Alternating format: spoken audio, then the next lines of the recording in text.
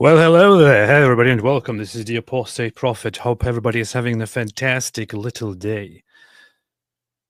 What are you shaking your head for, man? Because it's the big day. Everybody is having a fantastic little day. Sorry, big day. Everybody is having a fantastic... Why is it a big day? What did I miss? Well, I don't know. It's Saturday. Oh, yeah, that's true. Oh, yeah. Wait, let me quickly share this on Twitter so that everybody knows. I'm sharing it on Twitter right now, too. Twitter? In it? Yeah, So, what's up? David, what's up, man? How you doing? what's up, man? What's up?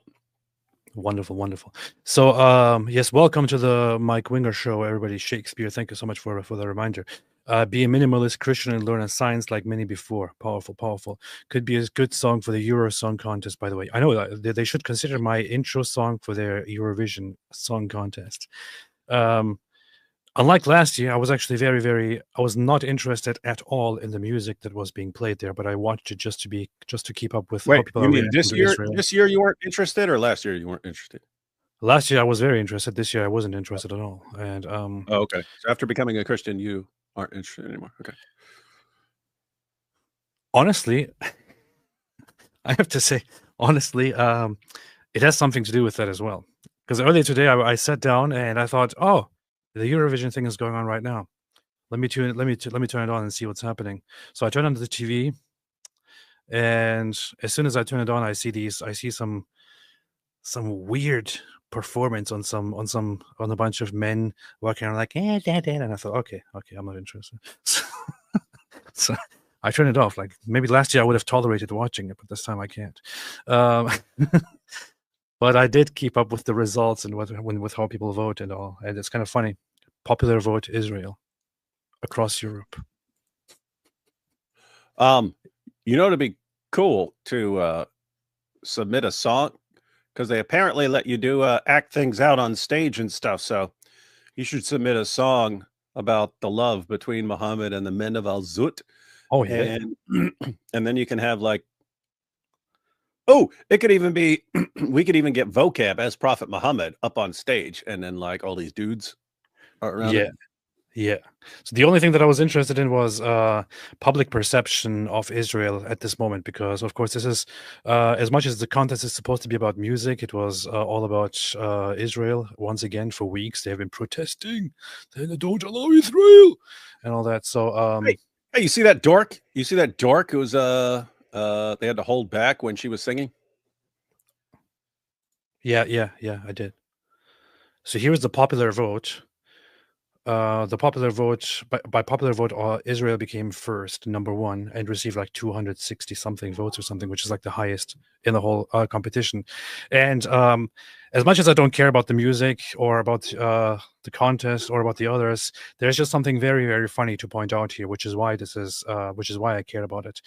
So at one point, the jury of each country votes, and Israel was at like, I don't know, 16 or something like that. And then as soon as it switched to popular vote by country, and they don't pool the vote together. They count country by country separately. So each country can only, like each country, even if a country has like 50,000 votes and another has 5,000 votes, they don't impact each other. They only are valid on, impacting the total count or the percentage within their own country. Israel, as soon as the popular vote announced, skyrocketed from like 16 or 15 to number one.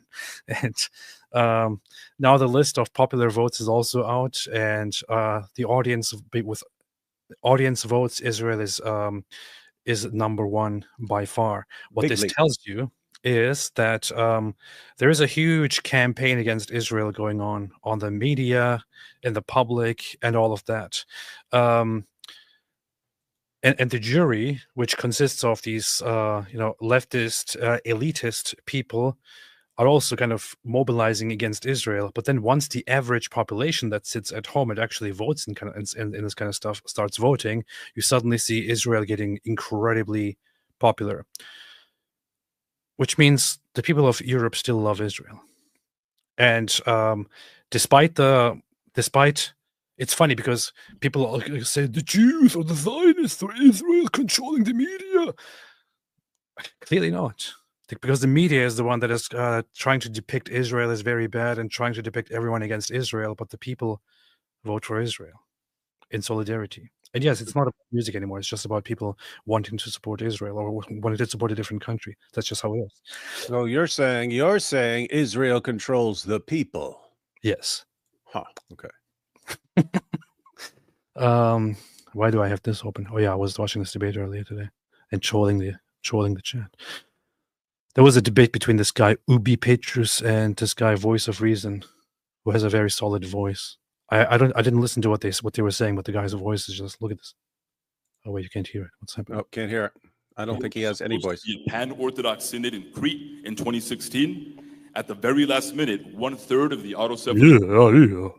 Hey, I know that dude. I met that dude out in California. Sounds like You Rocky did? Balboa. Sounds like Rocky Balboa. Yeah.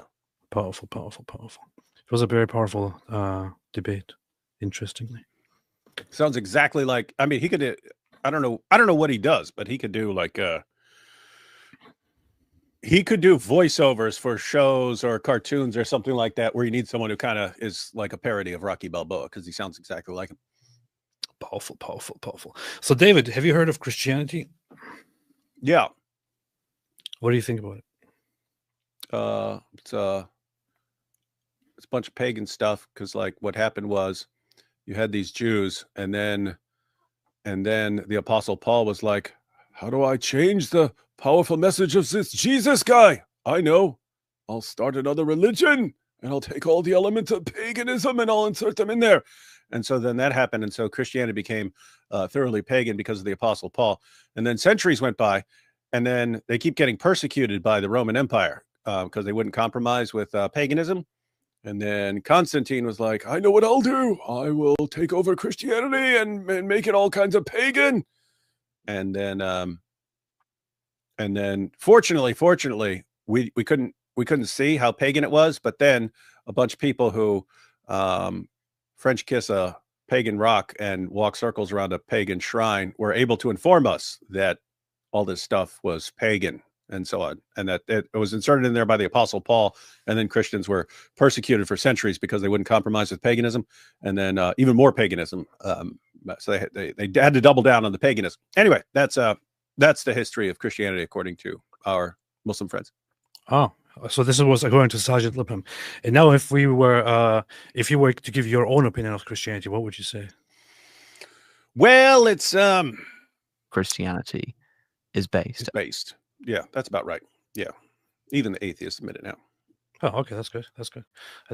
All right, so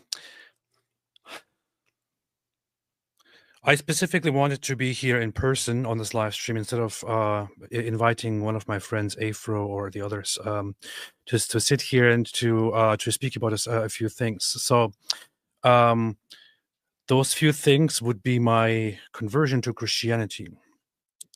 And I went to this last week. I actually went to informally speak to my priest and to confess for the first time, which I think technically doesn't really count until you are properly baptized or something. But still, I did. So, and after I went on, after I confessed, he basically was like, he said, I have lost all hope in humanity after I heard you speak. No, he didn't, but he joked a little bit about how was this before or after he spent an hour vomiting? After. Okay. He said you have to do some penance, and the penance was carrying a table with him to adjust something in the church. And I was like, okay, good, wonderful, perfectly done. And then as we did that, I told him a few things that are on my mind, that were on my mind for being for quite a while now. And what he said to me was what you just told me. I wish that you also say this to people in general. So I do want to do that. And I also want to make a video about this stuff because I have been kind of keeping to myself and keeping quiet about this whole conversion to Christianity thing. and have been basically just reading and listening and learning and all that, instead of speaking about it very much, because I didn't want to make it too public of where I am in my conversion. I didn't want to make it too public, what I'm currently going through, what I'm studying, and so on. I didn't want to be impacted by the public or impact the public with my ignorant takes. So I tried to keep to myself during this whole process as much as possible, and I still kind of do. But as I was talking to my priest, we kind of put into perspective the process of me getting fully accepted into the church and getting baptized, which I still have not. So I still haven't been baptized. I'm supposed to, in the Orthodox Church, do my catechism, meaning learning everything about the church, learning everything about the faith, learning all the basics, all the stuff that I need to know. And once I'm done with that, once I'm basically ready to join, I am supposed to, and if I'm sure that I want to join, I'm supposed to get baptized. So we talked about this, and my priest also wants to kind of accelerate the process a little bit, just because it's not just me on my own who is just coming in as a baby, but rather my wife, although she was an atheist for like 10 years or so, she technically grew up in what is called an evangelical Orthodox church, which is a Protestant church that kind of adopted certain Orthodox things, but they were never really fully Orthodox. But she has quite a grasp of Orthodoxy, and has been also for much longer than me, before I joined, has been approaching the Orthodox Church and has been learning. What? Hey, remember a couple days ago when someone in the super chat asked David, what was more surprising, Nabil converting or AP converting? And I was like, neither one of them was really converting, because you could kind of see them changing over time and so on. So it didn't come out of nowhere. It was things led up to it and stuff like that. Afterwards, I was like, Mrs. Apostate was the surprising one. That's the one that came out of nowhere. You know what I mean? That was like totally unexpected. Didn't see anything leading up to it. It's actually funny because I just talked about this with her earlier today, as we were sitting. There was a time years ago where some people might remember, when I started having massive anxiety attacks and all that, and I started getting really really desperate about it, didn't know how to handle it, and started getting a little bit reclusive about it, and so on. I went to a doctor, and funnily enough, my doctor asked me, "Do you believe in God?" And I was like, "Not really." And she was like, I mean, I would recommend maybe, going into some direction and finding a solution that soothes your soul. Maybe just imagine that hell is basically what you're experiencing when you have an anxiety attack. And it's like, I thought to myself, this is very weird. This feels like I guess this happens only in America. If I was in Germany, I would have never had a doctor tell me that the solution would be to believe in God. But I went home to my wife and told her about this. And around that time, my wife was actually she felt very, very sad about my anxiety stuff too. And she was looking for solutions, and she was considering believing in God and, becoming Christian. And at that time, with my desperations, I did also think, I wish I believed in God. I wish I had something to hope for, somebody to ask help and all that. But it was short-lived. I didn't like it. And in fact, at that time, my wife at some point was increasingly saying stuff like, maybe we should pray together, maybe we should do this and we should do that. And then at that point, this was years ago, I actually told her, no, I don't want to do this. Okay. I don't believe in God. I think it's stupid. I don't believe in these things. As much as I've tried, I don't believe it. I don't think that prayer will do anything. I just don't want to talk about this anymore. I don't want to do this. And I guess she took that as a no-no, and things just were left like that there. Despite that, at the same time, I still had always my respect for Christianity and for religion and religiosity. But I was privately like, okay, no, I really don't want to believe. I really don't want to be a Christian. I don't like it. I don't like it. It's stupid. You can't make me. You can't make me. How dare you? And then later on, over the years, my wife kind of came back to being more religious. No, she was very, very anti-religious at some point, and she was talking trash about religion more so than me. And I was like, "You need Way to more calm so down." than you. Yeah. Sometimes she would say something in the chat, and I'd be like, "You need to calm. Can you please calm down? I can't focus when you type stuff like that in the chat." But then later on, as I was exploring, around the time that we went to Jerusalem, to Israel, and came back, she was exploring. She was going back to being religious and all that. But I don't want to go through the whole process of explaining all of this again. I occasionally found myself in being also interested, feeling something, getting my feelings back, and going to religiosity. And I did experiment with Catholicism and explore it. Experiment sounds very weird when you talk about a religion. Eventually ended up going to the Orthodox Church for many, many different reasons. That said, here are certain things that I want to say. And this is very serious, and I think I want to make a video about this as well. So,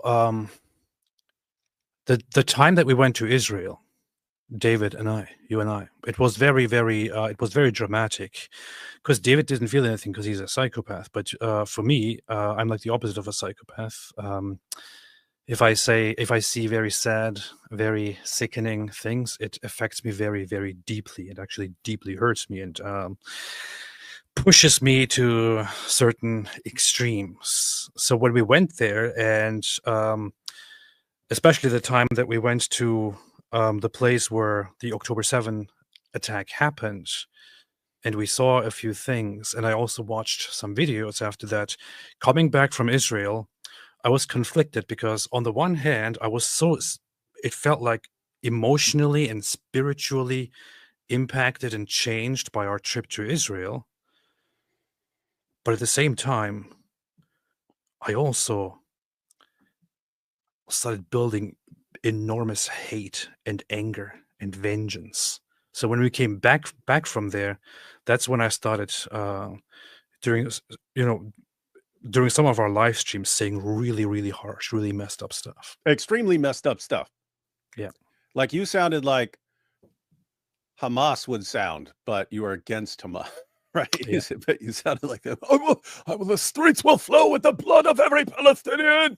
Stuff like that. So, and the thing is, when I look back at it, if I look at all of that from a non-Christian perspective, I would still think, I see why I would hold those opinions, and I can kind of justify them. With a Christian mindset and with the mindset that I have nowadays, I can't justify them anymore. These were things that I said in the past, such as all Palestinians are Hamas, all Gazans are Hamas. I said those things at the same time as also saying Hamas must be eradicated. What are the implications of this? Messed up stuff. And I'll go ahead and point out, you kept saying no matter how horrible something was that happened, you just keep repeating, I don't care. Like, it was messed up. You're like, hey, 17 people died. I don't care. I don't care. At some point, I was saying stuff like, I was saying, so I don't want to get into the specifics of what I said and did not say, but basically my mindset after going to Israel and after being there, talking to people and looking at footage is that I became even more extreme about this, which is kind of funny, but I became even more extreme about this than Israelis are actually, and then the survivors are. I took it very, very, very, very harsh. I don't know, and maybe it was also because I didn't really have much to stand on. I was just against things, and I was thinking I stand for humanity. I stand for these people that I love. And when I see big mistreatment, I have to react with huge vengeance and anger and hate and all that. So with that whole mindset, I did say certain things like, I guess there is no other solution. Lots of people have to die. Lots of people have to be killed. Lots of people have to be removed. And no matter how many people die, this is they just asked for it and so on. So I did say these things. I did justify lots of hate. I did justify a lot of anger. I did justify a lot of violence. I did say very often that certain people are just irredeemably evil, and there's just no other way to go about it except to simply, get rid of them and all that. I have to say, I can't now go back and correct every single thing that I said. I can't go through my Twitter account and now find every single bad thing that I said and kind of delete it. I also won't say that the sentiment was completely and entirely wrong and unjustified and in the wrong direction. I by no means think that that Hamas or most of the people in the Palestinian territories are fantastic people. By no means. But looking at it now with a new mind and a new perspective, reacting to everything that that I saw with just hate and anger and destruction is not acceptable. And honestly, it's to a certain extent, I also said some really messed up things because I thought it feels good to say them. It feels good to express the anger and all that. I'm just being very honest right now. I wouldn't say those things today. So if I contributed in the past to contributing more to anger and more to vengeance, more to killing, more to condemnations and all of that, I have to say I repent of that, and I want to apologize to all those that I have impacted with this, and all those who have been whose lives have been in some way impacted by this, whose thoughts and whose faith and whose sentiments have been somehow impacted by this. I still find myself looking at the situation, at the conflict, very much on the side of the Israelis, insofar that I think that the Israelis are the ones that that constantly are under attack by those who don't want them to exist, and I fully want to defend the right of Israelis and Israel to exist. I can still say with full honesty that they were the nicest, the kindest people that I have seen in any country. That said, my wish for their opponents, for the so-called Palestinian people, wouldn't be anymore to just be ruthless with them. It would be that they see a better way, that they learn, that their eyes, that their minds are opened, that God opens their minds and their hearts, that they become better people, that both sides have their hearts softened. As much as I think that that Israel is in the right here in this conflict, it is I see it in myself that I have gone that I've gone very, very far in hate and vengeance and all that. And of course, it is undeniable that on the Israeli side, lots of people who are in the middle of this war will also be at some point blinded and will be angry and all that. But it is the Bible, the Tanakh, which the Jews also read, which speaks of being when you have the upper hand and when you fight, of forgiving and of giving the other side a chance and not treating people with endless hate. I have learned a new way, and I have to say my wish today would be for all those Palestinians to become better people. And even those who have done brutal atrocities, I find myself praying for them nowadays rather than just hating them. And I would hope that even those who have done horrible things in certain conflicts against other people would find it in their hearts at some point to change and become better people. I would hope that Israelis would find peace in the future and have an environment, a world where they can live in peace with all the others. I would hope that and pray that God makes everything in this region better. I don't want to make this like I don't want to make this a virtue signaling session. That's not what this is about. But I would say that I have probably contributed with my rhetoric to a lot of bad stuff in the past, and I don't want to stand for that anymore. and I want to take some responsibility and get rid of that, and want to pray. And there is something that I said even at those times, and I want to say that again now with full conviction. In the ideal world, the Muslims in the region would convert to Christianity. They would become Christians. And once they become Christians, things would change hugely. And the world, not only their own world, the world altogether, but also their own inner world would become a much better place.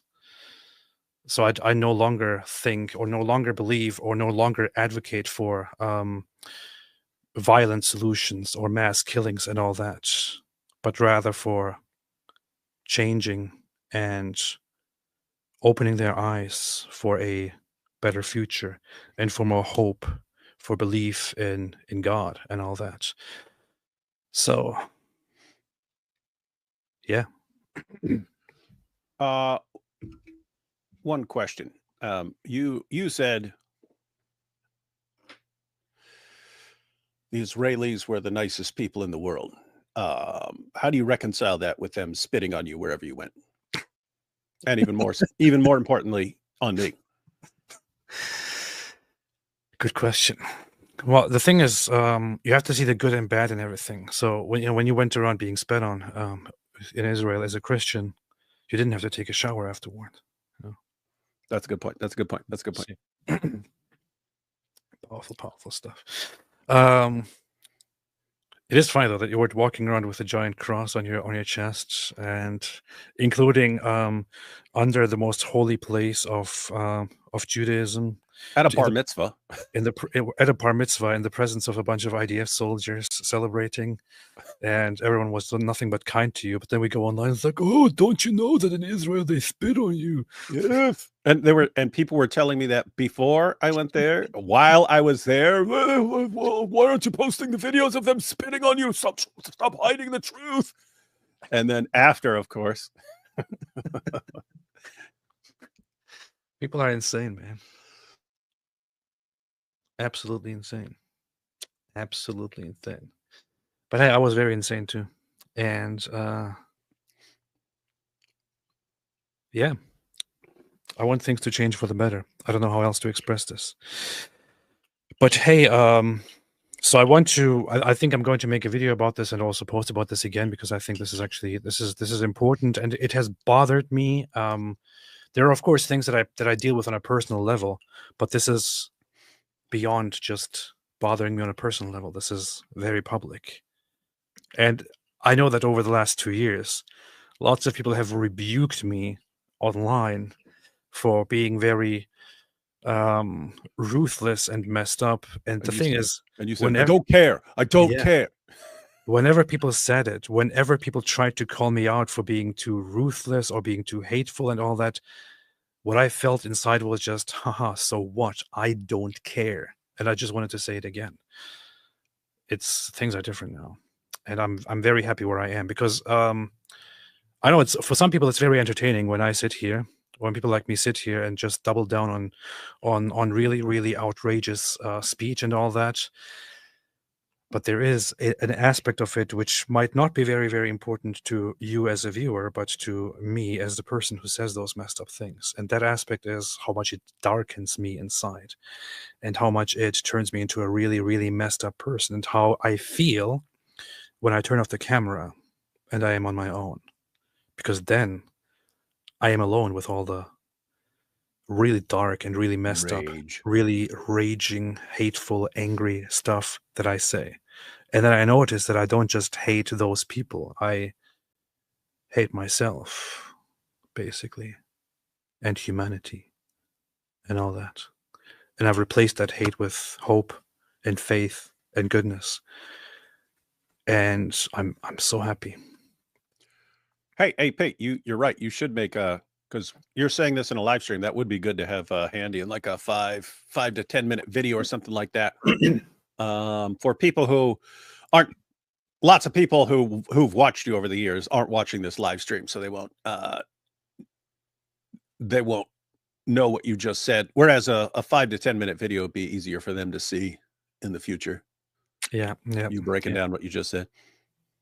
I'm also doing this just to get the praise because people say, "Oh, good man," and stuff. Yes, what a wonderful man! You're the no wonder they're fast tracking you to become the new pope.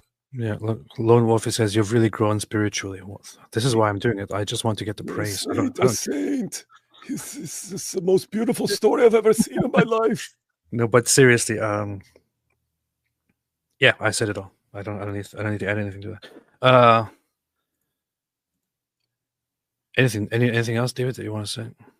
I'll be right back. I got to get something sorted now. You can talk. I'll take over. Hey, you want me to take some super chats while you go? Yeah, you can do that. All right, ladies and gentlemen, welcome to Super Chats with the Dizzle. Hang on, where are they? I actually have access to his stuff. Okay. I will look for stuff that doesn't actually involve AP. Hey, what's this?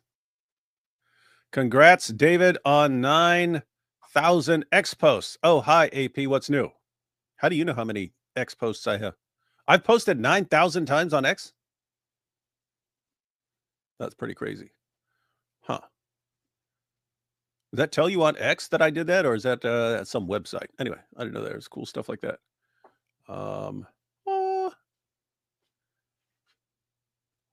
Here we have, that was really cool. Wes Huff dropped into live stream. Yeah, for anyone who didn't see it last night, we were doing a live stream about Wes Huff appearing with Andrew Schultz and some other guys and so on. We're watching parts of it. And then everyone started arguing about the canon of the Bible. And Wes posts a super chat saying, "Hey, let me in. And so anyway, yeah, Wes joined us for, I don't even know how long, an hour or so. Broke things down. So yeah, that was cool. That was cool of Wes. And then it was all over and now we have to cry. Let's see. A bunch of these AP might want to actually respond. What is this? I saw Wes Huff pull up to your stream. It's going to be an amazing year for the Dizzle and AP from a long-time fan. Yeah, guys, this is, I mean, we talked about this a little bit during the stream, but, matter of fact, this was the last thing I asked Wes, because if you go back a few months, I posted a video about why Christians should be getting excited about 2025, the way things are going, the trajectory.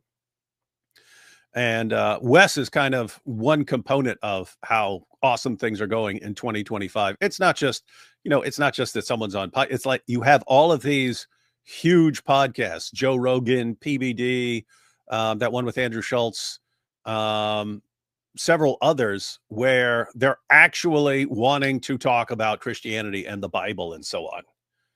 And I don't know. It didn't seem like that. It didn't seem like that a few years ago. And now every huge podcast out there, he was on Piers Morgan breaking down the evidence for Christianity and so on.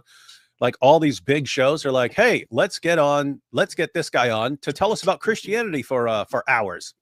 Pretty awesome stuff. Awesome times to be in. Yo, man. Yo, what's up, man? Hey, do you know that I've told you before that blood clot it's like a curse word. What's blood clot? Here's the thing. I mentioned this to you probably a couple years ago or something like this, but when we went to church in Queens, so we lived in the Bronx for many years. Our church was in Queens because there's an awesome church down there. But there was this Jamaican dude in there, right? And the only thing I knew about anything Jamaican, well, I did know a Jamaican guy in prison and so on, but he used to say it. He used to say blood clot.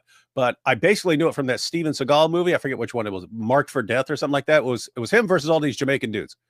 But these guys are going around and everything. They say, oh, blood clot, right? So whenever I see this Jamaican dude walking down the stairs, because I would go to the service after him, and he'd be walking down the stairs, and I'd be walking up the stairs and go, hey, blood clot, man! Like it's cool, like it's saying cool runnings or something like this. Finally, after months of this, he pulls me aside and he goes, yeah, that's like a cuss word that you're yelling, man. That's a cuss word. It's like, and I was like, what? They yelled all the time. They yelled all the time in Mark. And then I was thinking, oh yeah, when they're like killing somebody. I just thought it was something cool that Jamaican dudes yell and stuff all the time. Anyway. Blood clot. Blood clot, man. Sounds like blood clot. No, they are saying blood clot, right? Like in Islam, that all human beings go through a blood clot stage. Oh yeah, embryonic development. Yeah. That's funny. That's funny. That's funny. Anyway, man. Anyway. What's up, man? What's up, man? What's up? Yeah. So some people have been are asking why I look like this now, but it's because as I was looking into Christianity and I was looking into the Orthodox Church, I saw and heard repeatedly that that the one thing that you have to do when you join the church and when you become a Christian is to change yourself, and you have to make some changes about yourself. So I thought, how could I change things about myself? So I decided to get a new look. So this is what I look like now. And this is actually a very common tradition in Eastern Orthodox Christianity, where if you become an Orthodox Christian, you actually start looking like this. So this is basically what it is. Arctic based what? One love. Yeah. Yo, my man AP from the Strait to the Sea, Constantinople will be free. Peace. All right. Indeed. Hey, I don't know if anybody noticed, but I actually hid something on the back of our of this live stream's thumbnail. Did you notice? Did you notice? No, I didn't notice. I actually put the tip of the Hagia Sophia on the back of this thumbnail. It's kind of funny. Oh, what? Where? Oh, that's what that is. That's what that is. It's powerful, man. Powerful. You got a big cross stuff on there. Looks like you got two crosses on there, man. Yeah, there's one cross and then there's a bigger cross there. See? You can see it right here. Yep. What's back there it's the Hagia Sophia. So the messaging here is very clear. It is happening. What is happening? Well, I am converting to Christianity. But when I'm converting to Christianity, what else is happening with that? Well, I said it before. When I convert to Christianity, we will take back the Hagia Sophia. We will take back Constantinople, and we will give it over to we will make it a church again. We will give it over to Greece. This is the plan. So Greece, brace yourselves. Or we could keep it. I don't know. I don't really want to keep it, man. I don't know what to do. Okay, fine. We'll give it to Greece. Are we giving all Turkey to Greece? No, Constantinople. Only Constantinople. Maybe some of the western parts of it. Maybe I could give that to Greece. But so very much that, and maybe we could give it over to the Ecumenical Patriarchate, the Orthodox Church. They could use it again because they're kind of very much living with under under Turkish rule, and the Turkish government is not very nice. It's very messed up. So there is an organization which is called Archons for the Ecumenical Patriarchate, Archons of the Ecumenical Patriarchate, which is an organization that advocates for the rights of the Orthodox Church in Constantinople. But if you look at stuff that they are working on, it's actually very, very messed up. So here is their website. The Archons of the Ecumenical Patriarchate. Here's Patriarch Bartholomew. So this is the primary head of Greek Orthodox Christians in Turkey, and many Orthodox Christians around the world. But some of the stuff that they deal with is actually that Turkey, as the head of the state, the Turkish government reserves the right to interfere directly. Look, the Turkish government imposes restrictions on the election of the ecumenical patriarch and hierarchs who vote for him by requiring that they must be Turkish citizens. In fact, the government arbitrarily can veto any candidate for the position of ecumenical patriarch. So imagine this. The Greek Orthodox Christians come together and they appoint a new patriarch, a new head of the church. The Turkish government then comes in and says, nope. We don't approve of this patriarch. Choose a different one. And the Orthodox Church has to obey or face the consequences. This is what Turkey does. It's pretty messed up because, it's one thing if you had like a kind of neutral government and they just like, okay, we want to confirm that this isn't someone who's going to be, some radical lunatic or something like this. The Turkish government is like the last group on the planet I would trust to make decisions for Christianity. Yeah. And so that's extremely messed up. So they directly interfere in the elections of the leader of the church, which is very, very, very messed up. That's why we gotta bring it to an end. Yes. The ecumenical patriarchate has no legal identity or bona fide legal personality in Turkey. I think Turkey doesn't recognize the ecumenical patriarchate as the ecumenical patriarchate, but rather just as the patriarchate. They don't want to recognize that this church actually is like covers Orthodox Christians around the world. They can't deal with the consequences, and so on. They have closed places belonging to the Orthodox Church. They have confiscated lots of places, and so on. So this is just the Turkish government is imposing some things on the Greek Orthodox Church, which is why it is now incumbent upon us to go and take back Constantinople and to give it and to hand it over and to make it Christian once again. So there you go. This is what we are working on right now. This is what I'm working on right now. Totally. Yes. Israel winning the public vote is hilarious. Makes all the pro-Palis furious. I know they're fuming right now. It's kind of funny. It is. It is funny because, like, people live in these kind of bubbles, and lots of people have seen it with online stuff, right? Like you talk about with the Orthobros. If you're talking about Orthodox people on Twitter, you get the impression that Twitter is actually a reflection of what's actually going on in the world. But it's not. It's a massive distortion. It's a massive warped distortion of what's going on in the world. But it's similar if you're on a college campus and you're going around and like everything you do is free Palestine. Everyone's on your side and the school's on your side and that's all you hear all day. You think, hey, the entire world is on our side. And then you see a Eurovision vote. It's like, no, most people think you're idiots. Yeah, most people think you're stupid. Abu Bakr al-Paftari, for a Catholic view of how the biblical canon came to be, please consider inviting onto your live stream Joe Heschmeyer or Jimmy Akin or Scott Hahn. I don't know who the others are, but I know Scott Hahn is a very, very, very significantly big guy in the modern Catholic Church. I think, isn't he one of the people who contributed to writing the Ignatius Study Bible, I believe. That's well, why would we need any of these guys when we already had Wes Huff break it down? That's true. That's true. You're right about that. So anyway, good request dismissed. Request denied. No, yeah, I would totally consider that. Would totally consider that. But by the way, by the way, AP, there's like so much confusion over this and so many people saying different things when it's like with the Council of Nicaea when people say tons of stuff and yet the Council of Nicaea, they took copious notes of everything that happened. We know exactly what happened at the Council of Nicaea, right? But it's the same thing with we know what happened at various councils and so on. And so the idea that there would be so much disagreement or so many sort of myths and rumors going around about the history of things when you can actually just look things up and get to the truth. It would be good to, there's just got to be like some core of information that everyone needs to learn. Like there's all these things that would be good to learn for some people or something like that. And then there are things that just everyone needs to know. And yet you still have tons of people who don't know them and so on. So anyway, it'd be good to be good to make content on, okay, guys, whatever else you know, you need to know these basics about things. Oh, look, I was right. See? What? Ignatius Catholic Study Bible, author Scott Hahn and Curtis Mitch, among others, I guess. Okay, if Ignatius even existed.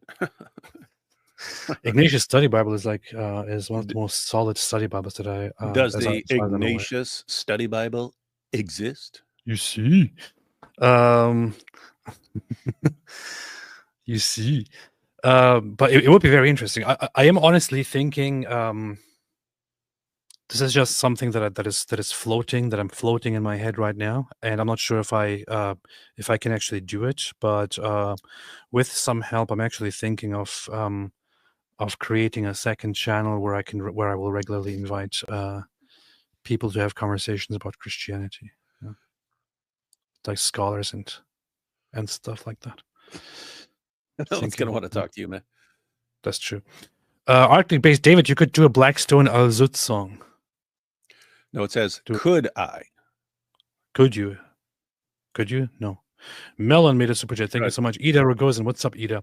Do you know the story good, of let me think Yuval Raphael, the singer, and what she's been through? Yeah, I know that she's a survivor of the October 7th terrorist attack, and that she was actually at the Nova Music Festival site and was hidden under bodies for 8 hours or so until she was saved. And she's the singer who represented Israel at today's contest, which is pretty.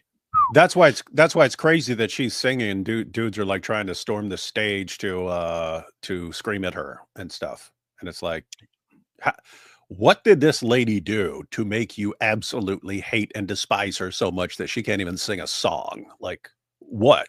Oh, she hid under a pile of dead bodies instead of just being killed like we want. Shame on her.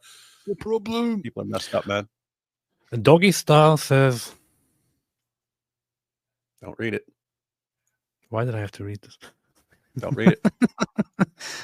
Christus is König said, what? Hey, I asked you a while back. There's a song called I Kissed a Girl. You said it was Katy Perry? Yeah, it's actually Is that Katy who did G. that? Yeah. Okay, so Hips Don't Lie, that's the South American Shakira, man. How can you not know Shakira? Shakira. We read her Quran translation. So I forgot the name, man. I know I said South American. She's South American, right? Yeah.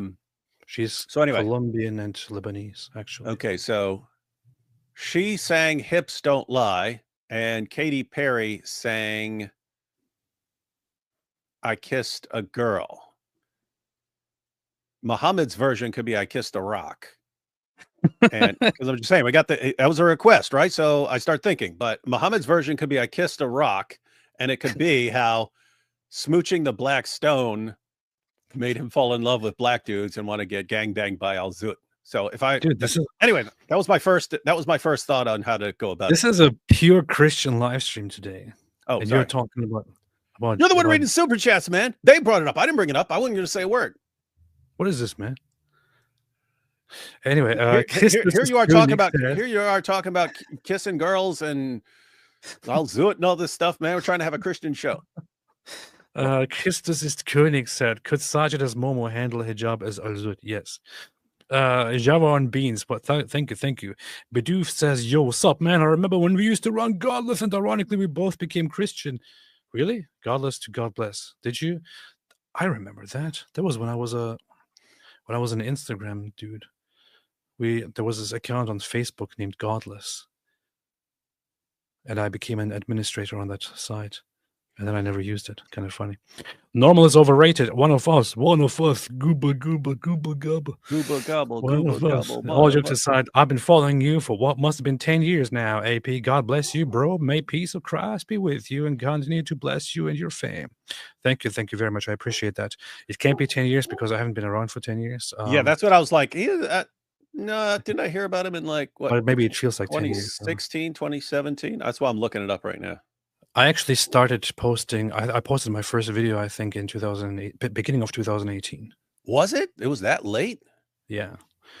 I created my channel in 2017, but then I posted my first video in 2018. Pretty sure that's what I did. Yeah. This says 7 years ago. I would have thought it was like 8 or 9.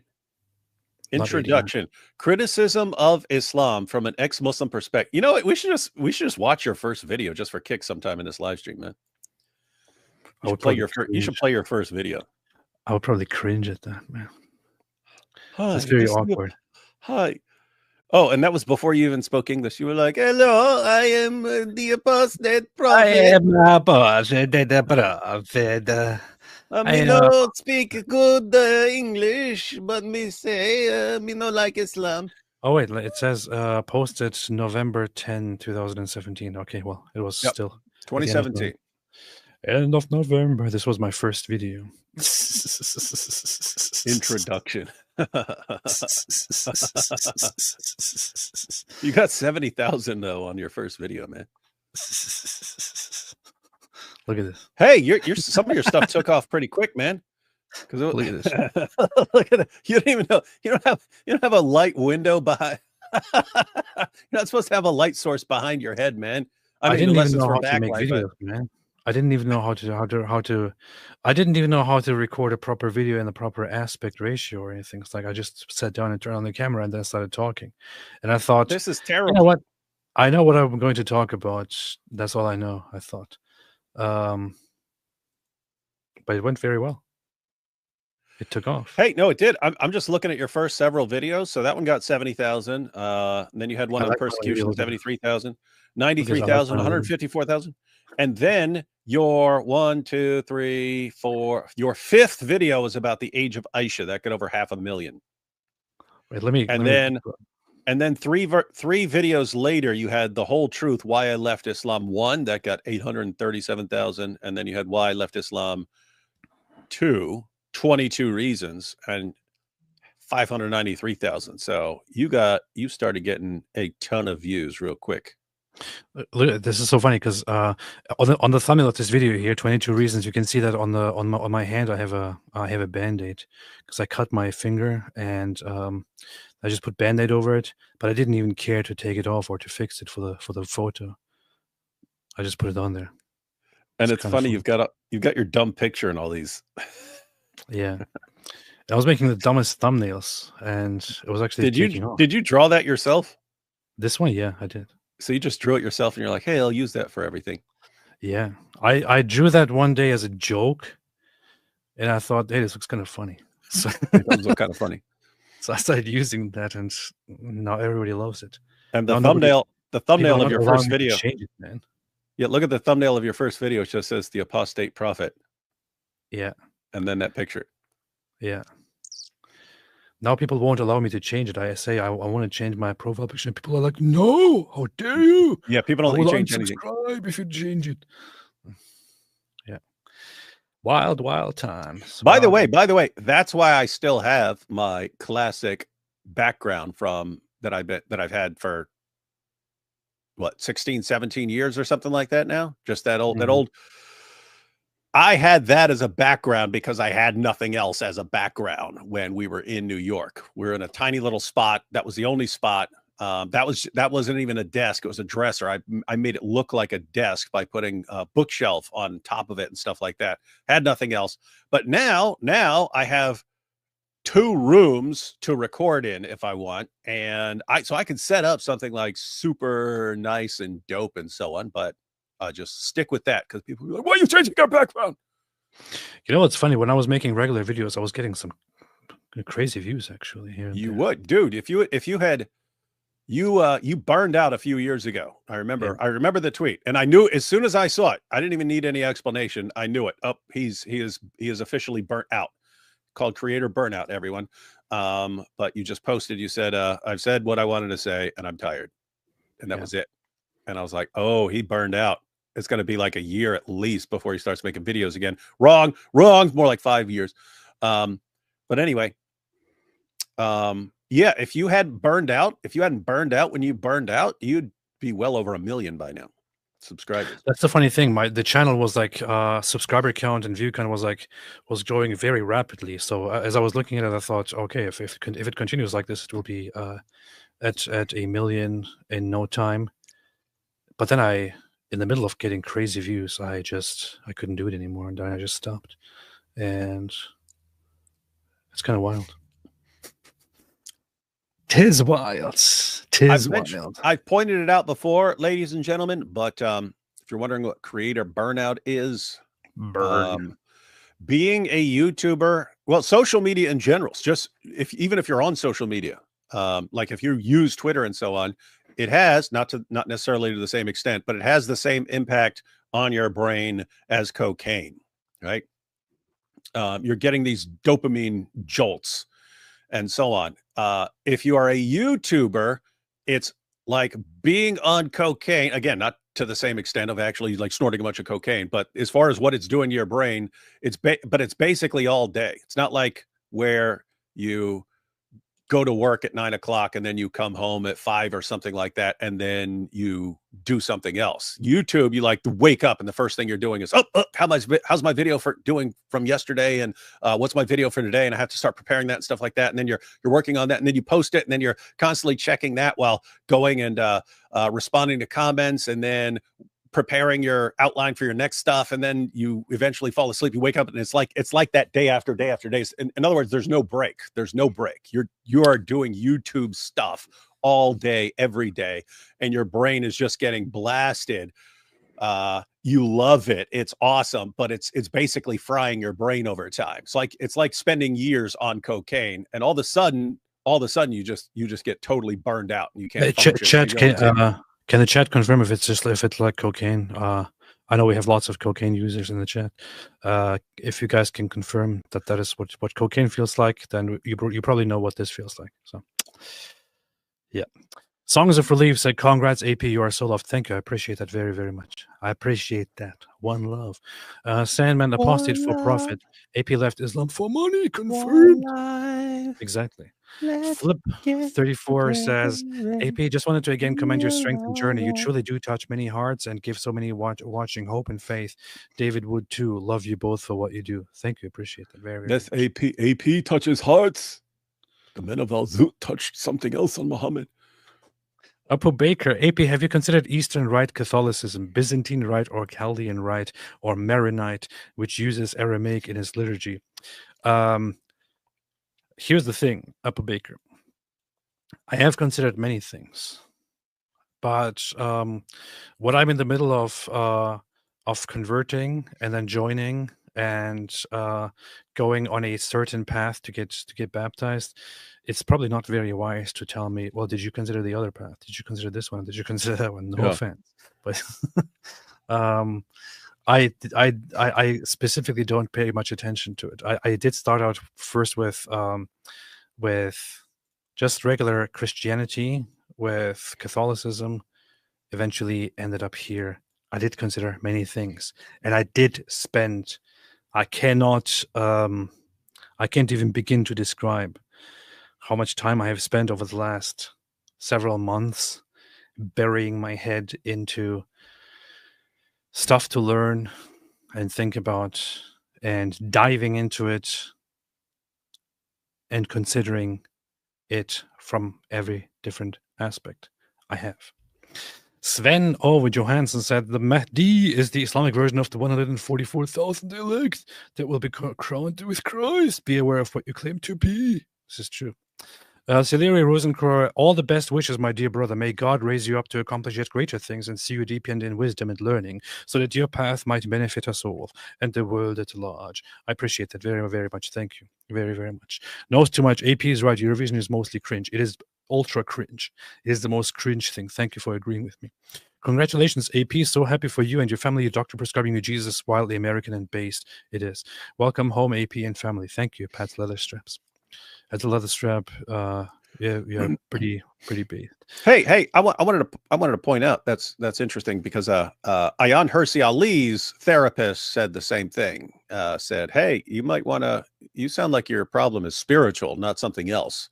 And instead of medicating, why don't you try, like going to church or something like that?" And so, and then lots of people were saying like, "Oh, she had a Christian therapist," and I was like, actually, it wouldn't need to be a Christian therapist, because I took a psychology class once, and the guy was a total atheist. So he was an atheist. He made it clear that he's an atheist, but he would talk about he was talking about exorcisms and so on.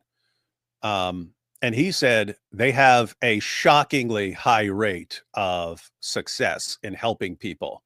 And he's like, "Why would that be?" And of course, his conclusion is it's like it's a placebo effect. If you believe that, the cause of whatever's bothering you has been cast out of you, you might actually get better and so on. But anyway, he was constantly pointing out things like that. And then with AA, that people who it wasn't just AA, because one of the things you do in AA is you have to talk about your higher power and so on. Hey, what's up, man? But all these studies have shown that people who are like praying and so on have massively higher success rates at dealing with various addictions and so on. So it's not perfect and so on, but they have massively higher success rates. And again, everything will be explained in terms of placebo effect. But here's the point. You have even atheist psychologists and therapists and so on who are like, yep, this person clearly needs religion. It's not true, but this is what will help the person. So anyway, it's actually interesting that even atheists acknowledge, yeah, this person needs God, who I don't believe in. Stupid atheist. Well, the thing is, when a doctor first told me about belief, I didn't really take the advice. I mean, I thought about it a little bit, but I thought, whatever. The funny thing about this is, as you mentioned it, I actually so I talked with different therapists over the last years, and whenever I would choose a therapist, I would actually make sure that it's not a Christian therapist. Smart. So I would choose a therapist that is not a Christian therapist, because I thought, they're going to tell me, about faith and stuff, and I don't really want to hear that. I just want to talk and just need help and all that. But then, as I was talking to one therapist, and I was talking to him about faith, I actually said to him, I want to go, and actually I want to go to this place, and I want to tell them that I want help and I want to join and all that. So I just don't know what to do with this, because I'm kind of afraid that I might get myself into some kind of religion, and then I feel, and then I don't like it anymore. I don't want it anymore, and then I just end up leaving and then changing and all that. And then the therapist actually said to me, very funnily, and this is not a Christian therapist, he actually said to me, if you feel like you want to become part of that because you feel like something about it very, very much speaks to you, it would be a bigger mistake to be afraid of it and to just pass it by. It could be better for you to simply go ahead and do it and not feel forced to stick to it, because you will simply miss out. And that kind of gave me a little bit of a push. But what eventually gave me a push in the very same direction was you, David. You told me to just do it. Oh, well, keep in mind, I mean, yeah, I've told people a trillion times, but I wasn't sure of it. I wasn't sure of anything when I became a Christian. It was like, okay, I'm in a really messed up place. I'm sitting here drooling. They're about to send me, the doctor saying he's going to tube feed me because I won't eat. And the psychiatrist is trying to send me to Miriam Mental Hospital on a long-term basis. And this Christianity is looking like it could be true. This is why I keep talking about live options. It wasn't, oh, this has been proven to me to be true. It's like, okay, I had too much confidence in atheism and in the atheist explanation. Now I don't think those work nearly as well as I thought. I see this. I see some things that are pointing in the direction of Christianity. I can't think of anyone other than Jesus who had this reputation for being able to take really messed up people and help them and so on like this. So it looks like Christianity may be true, but I didn't know. And there was like tons of stuff that could be examined and investigated, but I was like, okay, what have I got to lose? I'm already really messed up. If I pray and read the Bible and nothing changes, it's not like now I'm bad. Now I'm worse off. Now I'm somehow worse. How would I be worse off by that? So it's something like, okay, if this turns out to be true, then at least I'll be on the right side of things. And if it turns out not to be true, okay, it was all pointless anyway. So who cares? So anyway. Hey, David, because actually you're right. AP, you used to say apostate. Yeah. That's actually in my first video, I called it apostate. And then I was like, oh yeah, I probably need to find out how to properly pronounce these things if I'm going to name myself. I am the apostate prophet. The apostate prophet. Oh man, I had an accent back then. That was kind of funny. That was kind of fun. Come on, man, play a couple seconds. I don't want to play it, man. I don't being ashamed of yourself. Already the Lord has made you a great example for those who seek truth and desire peace, but there will always be further opportunity. But do work to stay humble and to seek after our Father's will. Thank you. I appreciate that. But you're not helping by praising me here, Celeria.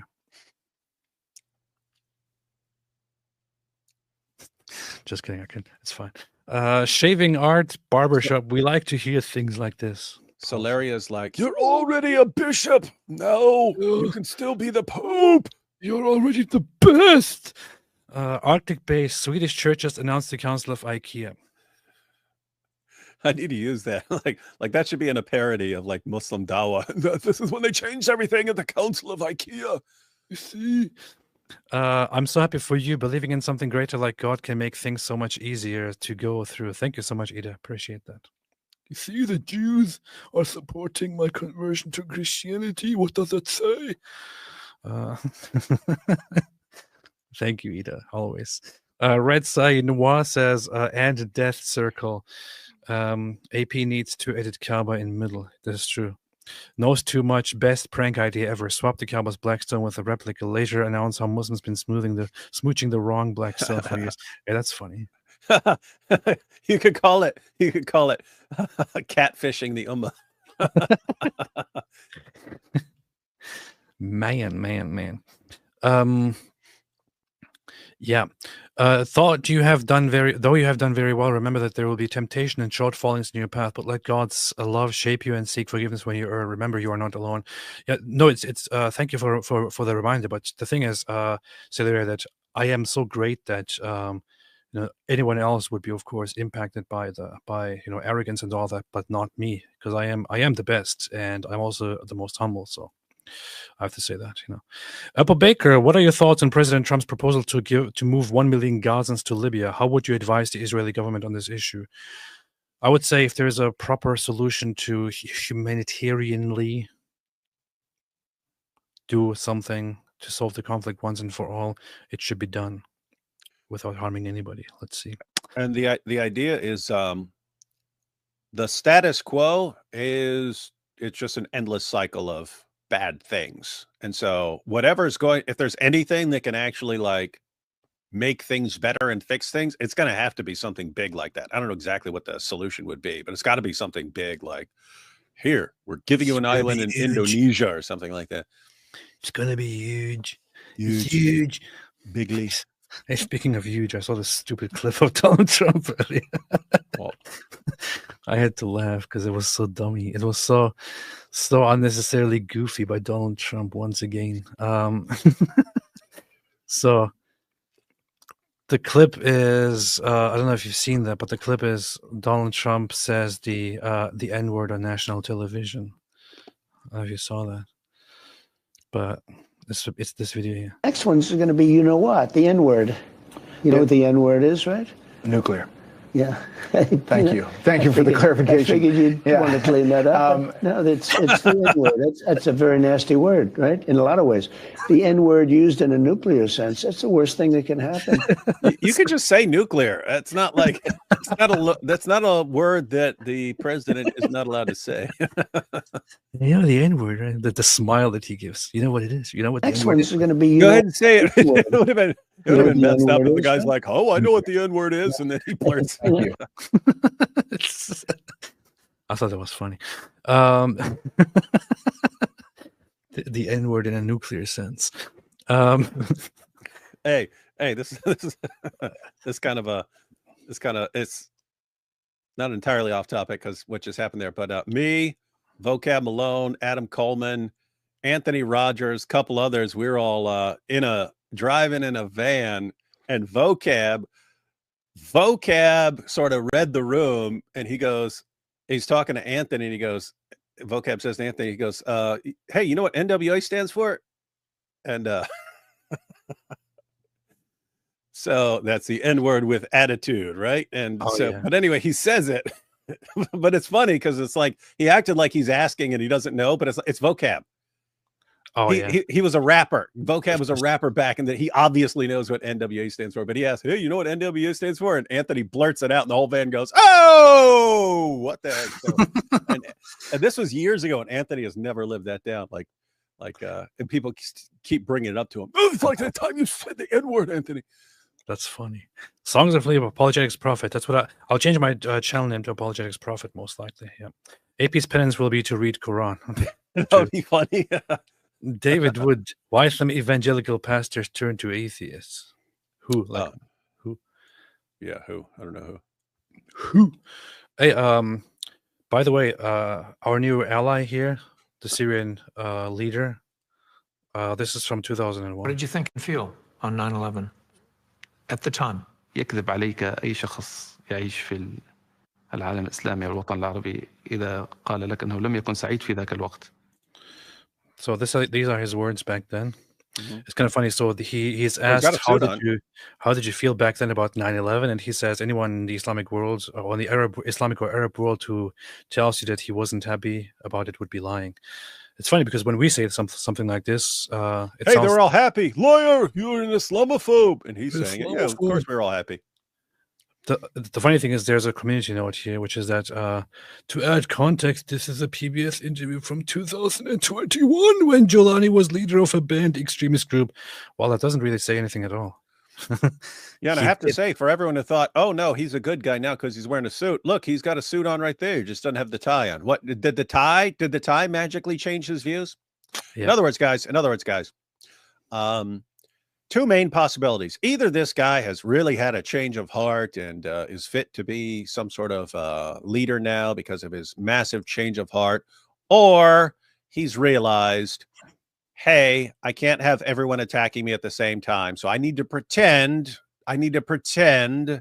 that I'm a good guy now while I consolidate power. Then I can become increasingly more radical. So which of those do you think is more likely with this guy? Well, the thing is, there's just one issue. Like everything that you say, makes sense, but there's just one problem here, which you didn't seem to take into consideration. See what's missing here? He's not wearing a tie. I said that. Okay, good. All right, I didn't pay So attention. that's what I mean. Do you think the tie is the key? Yes, it is. Aren't you already Orthodox? Well, hey, hang on. What? Oh, no, along those lines, and people don't get it because you want to kind of you want to hope for the best and so on. But I mean, the problem is we keep it's like people are gambling. Like, okay, so maybe he's not sincere, but let's go ahead and assume the best and try to give him a chance to, to work things out. So, okay, like tons of people are going to die if you're wrong about this, right? Sitting here talking about actual jihadis taking control of countries, and you're like, well, he says that he's a different person than he was 4 years ago. So hey, let's go ahead and give him the benefit of the doubt. Okay, tons of people are going to die from your little wager here. This is a good point. Christian Sodium Channel says, I believe him when I see him in dreads. Yeah, this is very, very good point. Good point. Good point. I would say that too. I agree with this very, very, very, very much. Very much. Hey, Paul, hey, Bob Penhammer, hey, Ape, how would you justify the settlements in the West Bank in which people lose their homes? This seems to be the only valid criticism of Israel. I know that there are some things that that in the West Bank are occasionally spiraling out of hand, and there are certain groups in Judea and Samaria that become a little bit too hostile and too intimidating. I would say that the general idea of settling the West Banks is not a big problematic issue, and in most of the cases, the majority of the cases, settlements are arranged and homes even taken in completely justifiable ways, with some exceptions. If there are some injustices done where some people's homes are taken without any right, these are usually brought to a court, which then rules in the favor of the family that lived there. That said, I know that the whole settlement issue is the one big most sensitive issue when it comes to the conflict, where every single person has difficulties talking about this topic. There's lots of bad emotions are involved. Not me. I'll talk about it. I'll talk about it right now. Talk then. Oh, okay. No, yeah. What I think what you have there is, think about what I was just saying a few minutes ago, that if there's going to be any solution to the problem, it's got to be something big, because the way things are now, it's just endless cycle of violence. The idea behind some of the settlements is, okay, now it's becoming clear we're dealing with people who just want us eternally dead. It's actually good if we have more of a buffer zone, because they're never going to back away from always wanting us dead. So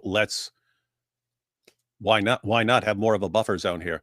In other words, there comes a point when people just start giving up on the idea of that there's going to be some two-state solution in the future where both sides get together. And it's like, okay, that's never going to work. They've made it clear that that's never going to work. Why are we just going to leave them forever just on the other side of that fence or this close to us or something like this, instead of expanding and giving a little, giving a little more of a buffer zone? So anyway, yeah. So actually come up with something that works where you don't have people right there that close who are constantly trying to annihilate you and bragging about how they're going to annihilate you. And then.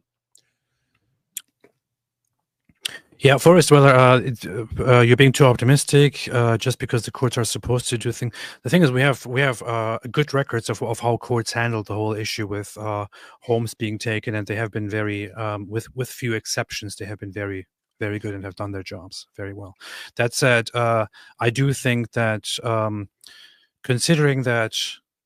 I mean, with everything that we have said, with everything that I have said at the beginning of this live stream, there still is the fact that the Palestinian side has been very, very much brainwashed and has been in a whole mindset of we are the ultimate victims and we don't want to make peace unless we fight and kill and eradicate the Israelis and all that. This is a persistent attitude on that side. As long as that persistent attitude persists, it's simply not possible to find proper peace. And if that attitude does exist, I would understand why Israelis want to take more and more control of the land to make sure that those people who want to eradicate them don't become dominant in the region. So makes perfect sense. And it would actually be very humanitarian to propose a solution where people in that region go and live in a different region in peace instead of being in an endless conflict where they are just dying for nothing. Yeah, I mean, think about this. If like a mile that way, there's this group that's like constantly obsessed with completely annihilating me, and I could just go over there and take it at some point, and then they wouldn't be that close to me trying to annihilate me. Why would I not do that? But if you came up with some other solution, that would be better. Because what are the options now? Okay, you keep trying to kill us and trying to kill us forever. Or we go take your stuff and then you get mad and want to kill us even more. Or you come up with some long-term solution. The point here is somehow in people's mind, there's always this idea that, oh, here's the thing that really fixes this. And but why is something still bad? Why is something still bad when we could just have nothing but good? No, you're in a situation where there are just bad, difficult options. Those are the only options on the table, and you're trying to pick the least bad, least problematic option. But no matter what you choose, no matter what you decide, there are going to be problems, and there are going to be people flipping out about it. Powerful. Yeah, let's see. Let us see. From Amir Hussein, Muhammad, you of Iran. If God loves all people infinitely, why does the Bible say God loves Jews more? Given the more is meaningless in regard of the infinity concept. The Bible doesn't say that God loves Jews more. Yeah, where's that say? Where's that? It never says that. Not even Jews believe that.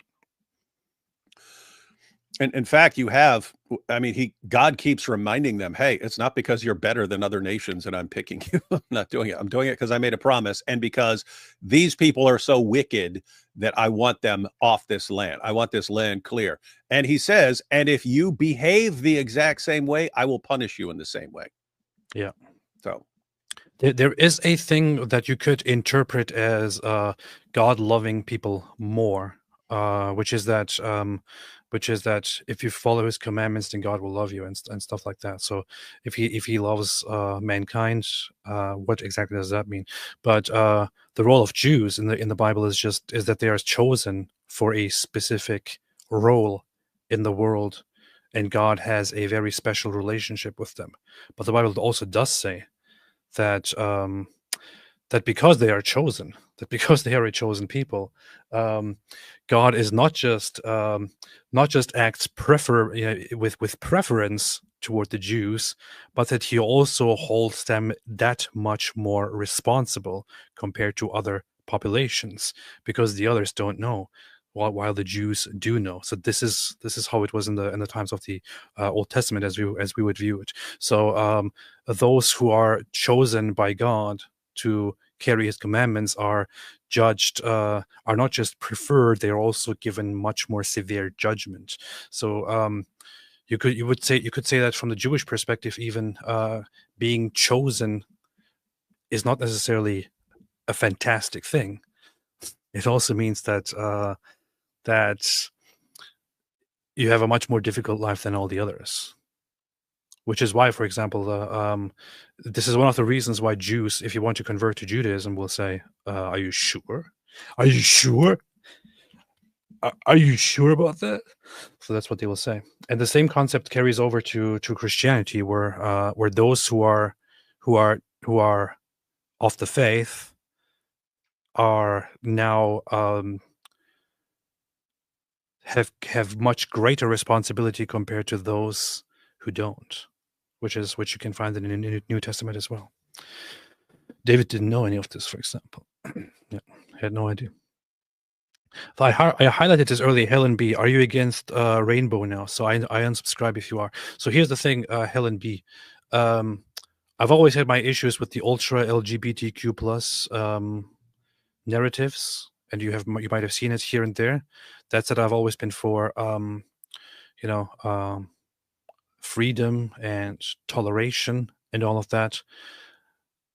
I haven't taken a very firm stance of going into a certain social direction because I have come to believe. I think changing my mind on certain societal matters has been like has had the least of priorities of all the things that I've considered as I'm converting to Christianity, becoming a Christian. That said, I would say my mind has not changed in any way at all if I look at the individuals involved who have, who consider themselves in some way part of that community, or have certain, sexual orientations and all that. I would say it would be considered now, as I agree with the teachings of the church, not morally acceptable to, for example, be in certain relationships or do certain things. With that said, I also very much keep out of the discussion at this stage, and I also don't have anything against you at all. So that's my position. Hey, this wasn't directed towards me, but would like to point something out here because people keep making the same mistake. So you'll have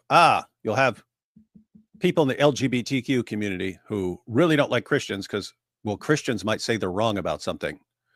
Okay, just always keep in mind that a Christian who disagrees with you the big thing that Christian does would be to disagree with you and say you're wrong. Wrong. And you'll have tons of people, they're saying I'm wrong. They're saying I'm wrong. I will be against them and I will go side with the Muslims who want to conquer these people. Whatever you do, please don't be that stupid. Again, at the end of the day, you've got, this group over here, they think I'm wrong about something. What are they going to do? They're going to tell me I'm wrong, especially if I ask them, hey, am I wrong? They're going to say, yeah, we think you're wrong. So I'm going to go do a team up over here with these guys who want to slaughter me in the name of Allah and who will use me to get these guys out of the way, who at the end of the day would protect my life. But they disagree with me. So I want these guys out of the way and they want these guys out of the way. So we form a big alliance. We get these guys out of the way. Oh, now these guys kill me. So anyway, the point is, people need to be more open to the idea of people disagreeing with them, but not killing them. Because you have a lot of people, like the worst thing in the world you could do is say I'm wrong. Like the worst thing anyone could ever do is say I'm wrong. It's the worst thing in the world. The worst thing. Really? Worse than just brutally murdering you? If it makes you feel better, Helen, I will not suddenly start making a bunch of videos saying, oh, LGBTQ plus, bad, horrible, I condemn you. You probably won't see much from my side about that. Well, I'll give you a couple of years with the Ortho Bros. True. I just saw your response to my tweet earlier, and I was cracking me up. I said, I said Muslim societies have spent 1,400 years in war and misery. Even when there were phases of prosperity, they were overshadowed by military expansion and internal fighting, which led to collapse. Islam is the problem. Muslims should realize there is no fulfillment in Islam. And of course, you respond to this with, liar. Islam is love. Just ask the men of Al-Zut about the love Muhammad showed them. Yeah, that's Perfect response. that's why Islam is so pro LGBTQ. Yeah, you see, that makes sense. That makes sense. Josh Villa Gomez, AP, you're a good man and you'll do what is right for you and your family. You're just taking it slow, making sure you make the right decision, and that's okay. There's a people who don't take this serious. I appreciate that. Got to take it slow. Oh, hi, David. Josh says, "I love you." You gotta clarify, but not in the way. But not in the way of Al-Zut. DS says, did you know that Mortal Kombat was based on Scandinavian church song? Yeah, it was. Every 1 million. Wait, the video game? Yes. AP converted to Christianity. Next miracle should be for David to become best friends with Mike Winger. Half of atheist debaters convert after that. Yeah, this is true. No, because normally even miracles would not apply to things that are logical contradictions. In other words, you wouldn't say, "Oh, God could perform a miracle making a square circle." It doesn't make any sense. It's something that's outside the realm of even omnipotence, and so me becoming best friends with Mike Winger kind of be more like a square circle. Mike Winger. Robert Ronin, dear AP, I have felt the same way. Recently, I've rededicated my life to Jesus and starting to feel more the same way about my past actions. Yep, we change. Humans are very weak people. I'm very weak too. That's true. Phil Tikao, big ups to the most humble and sidekick. Thank you so much. Thank you very, very much. I don't need all the praises. I know that I'm the best, but I'm also very humble about it. So, HB, David, you're a pretty good fisherman. I'm the greatest fisherman in the world. I was out in the ocean and I cast out a line that had multiple hooks, and I came up with 3 fish on the same line at one time. Powerful. And then I started screaming that I'm the greatest fisherman in the world. Dave, what would happen if I took a bite off your ear? What the heck is happening here? Says Wing Wong. Jack Ray, is this the end of the dark comedy? I have noticed less and less of the AP It's Funny phrase preceding dark stuff lately. You know what's most funny about all this? All those people who died yesterday. That's like classic AP line. You know what's funny about the earthquake that just took 2,000 lives? I did. I've always had a very soft spot for dark humor, for the most messed up dark humor out there. So it's not something that can easily go away, I have to say. Of course, you will find it here and there, but probably a little bit differently. And also, as long as we recognize that it's just a joke, everything goes. Not everything, but almost everything. Avinav says, basically TLDR Constantinople soon. Yes, exactly. That's what's happening. And so here's the thing. After my baptism, after that is done, we are going to take back Constantinople and take the Hagia Sophia. But then after that, what happens next is that we will, of course, invite the Pope and the leaders of the Orthodox Church and finally put an end to the schism. So that's what's going to happen soon. Look forward to it. Andrew Kaufman, Ezekiel 36:26, and I will give you a new heart and a new spirit I will put within you, and I will remove the heart of stone from your flesh and give you a heart of flesh. Been praying for your conversion. Thank you so much, Andrew. Very, very much appreciate this. Very, very much appreciate this. Yeah, I saw this post earlier, which I immediately retweeted because I thought it was super based. This comes from Orthodox Meme Squad, which is a place that is frequented by certain people who are online converts, and they don't always post good stuff, but they posted an image of one figure, one woman that I came to have great admiration for recently, Saint Maria of Paris, with an image of her tearing the Nazi flag, and they posted this on their account. The thing is, I reposted this immediately because I thought, this is awesome, this is super based. I also actually have, this is her right here. This is her right here. She was in the Second World War. She helped. She was a nun who took in people, including lots of Jews, and hosted them there, and also arranged fake baptismal certificates to, when the Nazis come, say, "Oh, these are Christians. These are good Christian people," and to kind of protect them from being taken and be put into concentration camps. After that, she was actually taken herself to a concentration camp where she was gassed to death. Pretty based woman. And they posted this, and I thought this was pretty good, man. Pretty good stuff. She was a legend. AP and David Wood, what was there any aspect of that metaphysical, esoteric in Christianity that strengthened your conviction? Any spiritual experience that you want to share? David, what was it for you? People can watch my testimony video, but because earlier in this live stream, I was pointing out that, it looked like there was actually evidence in favor of Christianity, and it looked more persuasive, and I couldn't think of any alternative that was more likely than what Christians were saying on those issues.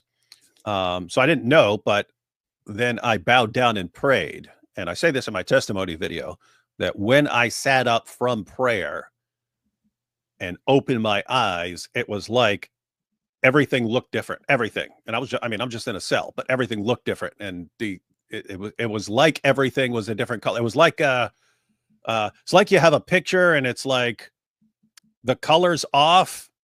Like maybe it's too far in the wrong direction. All of a sudden you like color correct it or something like this, or it was like that, just looking around at the world. It's like everything had changed colors or something like that. Anyway, so there was that. And then simultaneously with that, I pointed out in the video that it felt like I had been physically fighting, like nonstop. Just imagine you're born and you're tossed into a fighting pit and you're just fighting forever. And that's all you've ever known. All of a sudden it just stops. That's what it felt like. And you could say, well, that's all in your mind. That's placebo. Here's the thing though. I was trying other things before that. I tried, I got into meditation and yoga for a while and stuff like that. When I was in the cell, I got into Stoic philosophy. So I was reading Marcus Aurelius and Epictetus and these guys and so on. Read several of the dialogues of Plato. Was interested. So anyway, the point was, I was into various things, and converting to Christianity, there was something happened like instantly.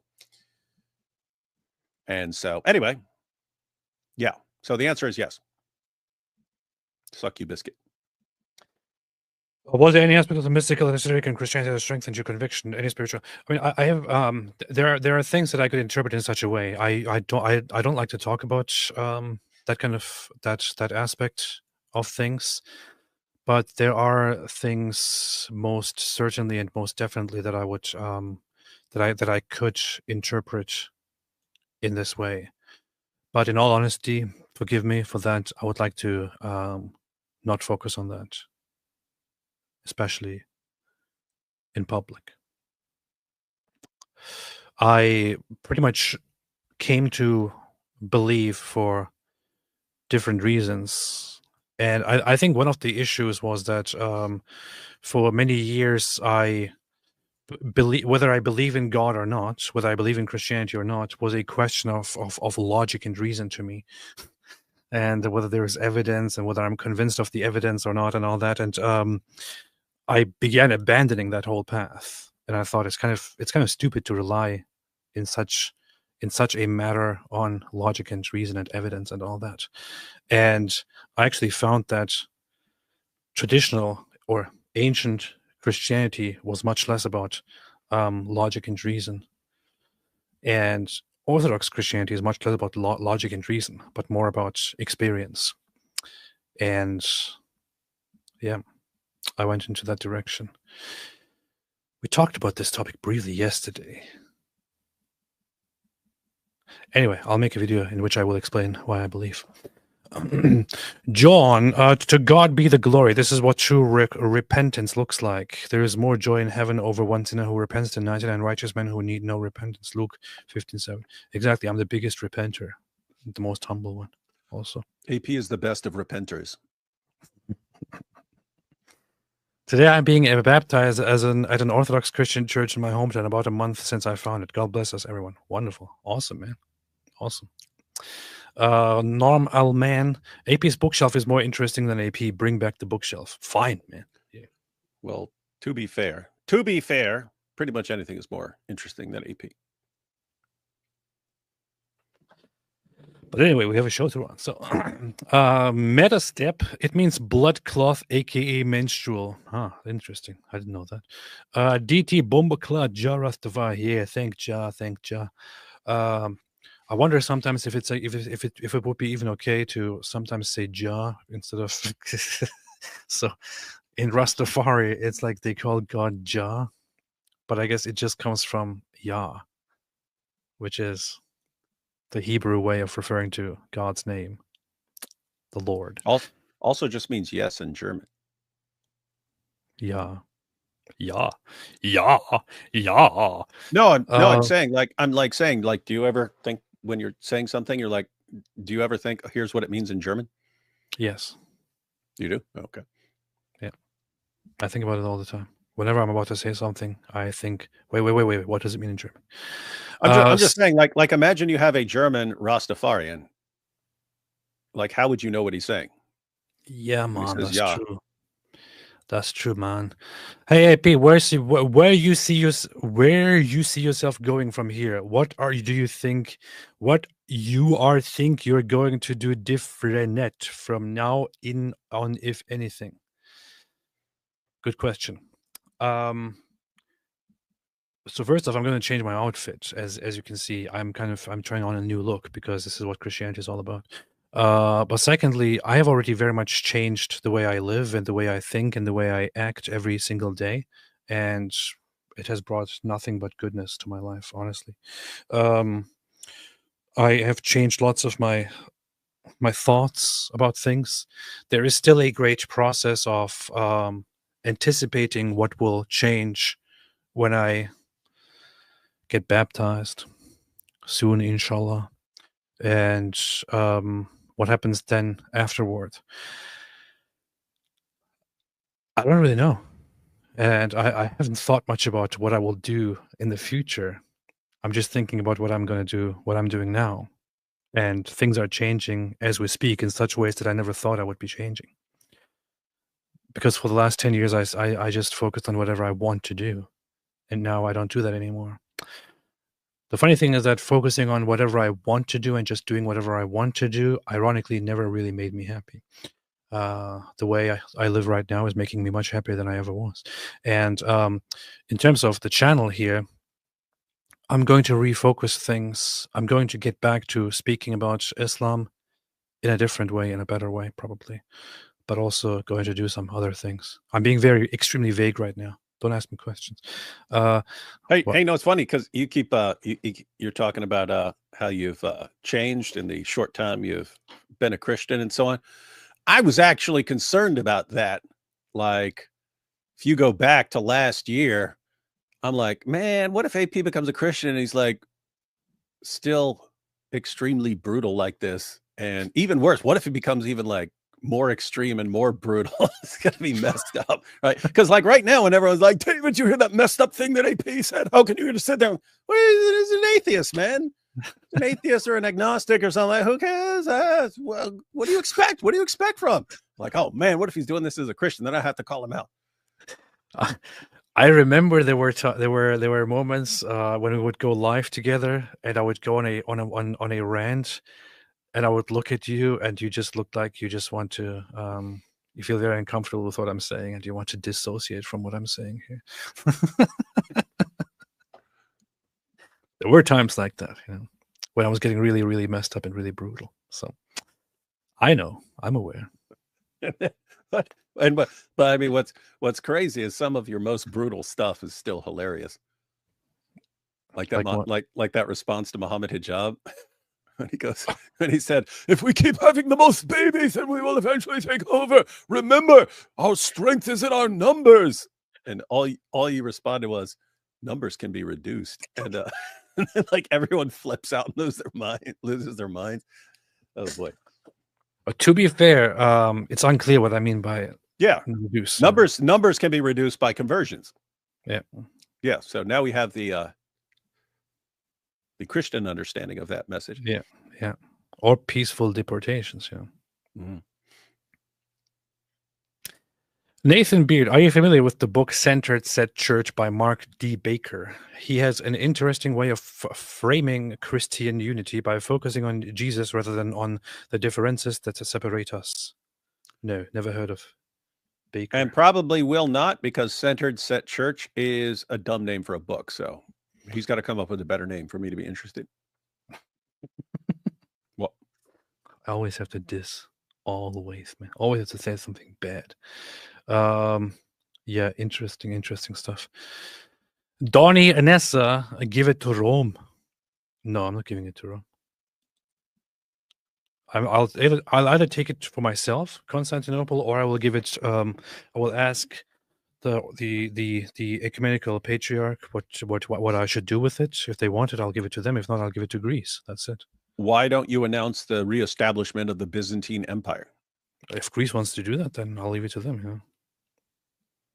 I will hand it over to Greece. Actually, I have to check if Greece is worthy of taking it at this point. So maybe I'll just install myself as a new emperor, as a new Mahdi. Drew Traver, I'm glad you're doing better and finally aren't so stubborn to faith, AP. Daily Wire, your exacto knife and my ADD during AP's testimony was like a squirrel in church. Yeah. I think that's your toe knife, isn't it? Hmm? Is that your toe knife? No. This is my Kuranagami knife for when I need to get. Do you know with a toe knife? And it's always sunny. Yeah. That was nasty.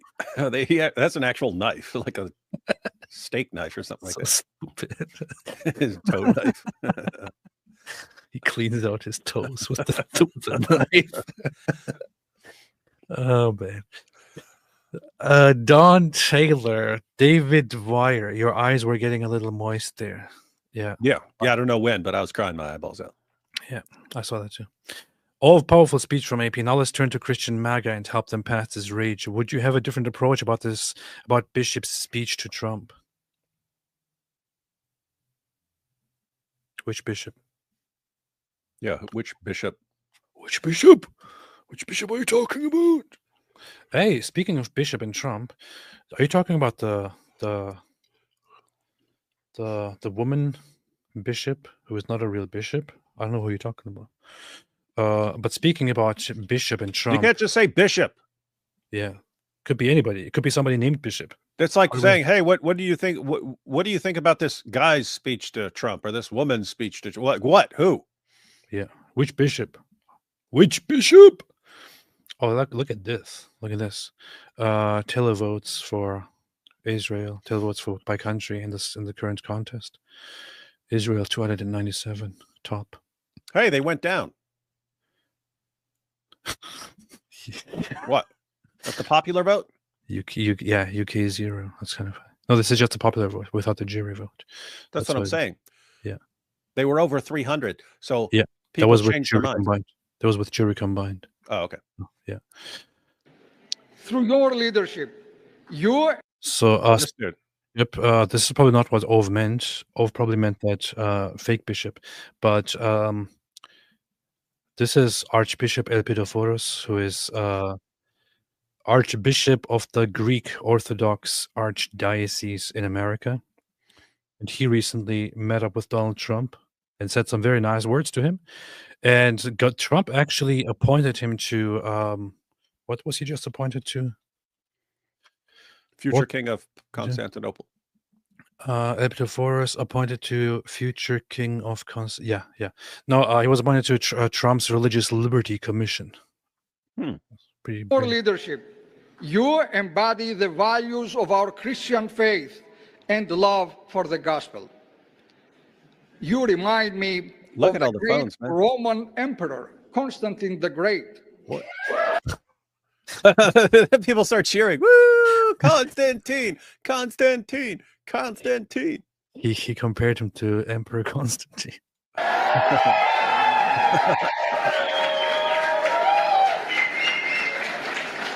This emperor, your dear Mr. President, is the one who founded and built the magnificent city of Constantinople, my birthplace. Oh, wait, he was born in Constantinople. That's Notice, not Istanbul. Yeah. I lived there. I lived in Constantinople for quite a while. You didn't live in Constantinople, man. I did. What? You lived in Constantinople? Yes. You ever been to Hagia Sophia? Funnily enough, I never went inside. You had the chance while living in Constantinople to go into Hagia Sophia, and you didn't do it. The funny thing is that when you live in a place that everyone wants to go to for tourism, you don't do all those things that tourists usually do. So. Yeah, I know. We lived in the Bronx for 13 years, and eventually, I was like, oh, I should take my kids to the Statue of Liberty and stuff. And then like the year before we left, I was like, okay, let's go to a Yankees game. But yeah, all the stuff that Empire State Building, all that stuff, you just don't care when you're actually there. Yeah. Powerful. Yeah, AP is that old? Yes, I was around when Constantinople fell, actually, to the Ottomans.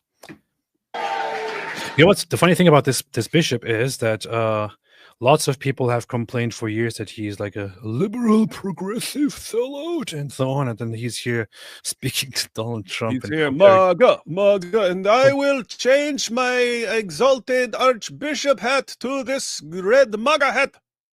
And look what he does here, continuing. Known today as Istanbul. Boo. It's my great honor with this holy cross. Wow. Whoa, he gave him a big one. This cross is the very symbol that led this great Roman Emperor Constantine to victory. As Christ revealed to him in a vision, he said, "En tuto nica," told the emperor, means go with this, conquer by this, and be victorious, Mr. President. Go with this and conquer, yeah, right? So we want you to go to the Middle East and conquer the entire place with this cross.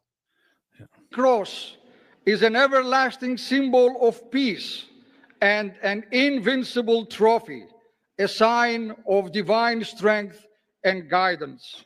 I have to say, I've always loved the Greek flag. I think this is like a, what is this? I think this is like a Greek people society thing. What is this? Greek something place that he was visiting. You like it because it kind of looks like the Jewish flag. I think you just like blue and white, man. Just face it. You just like blue and white.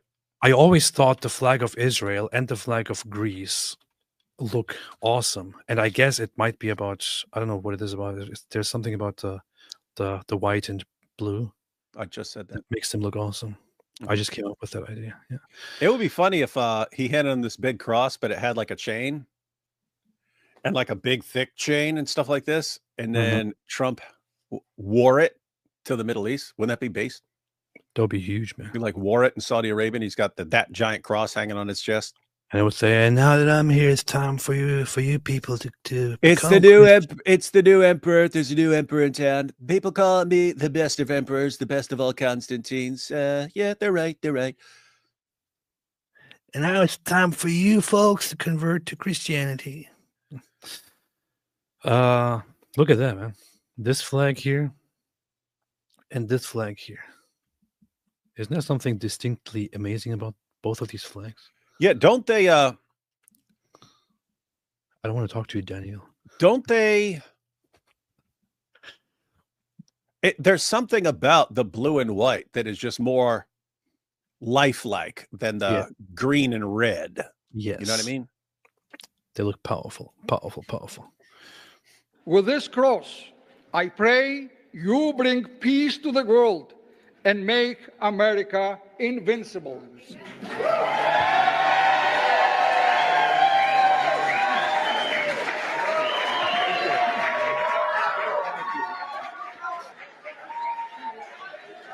Let's get some pictures. Some pictures.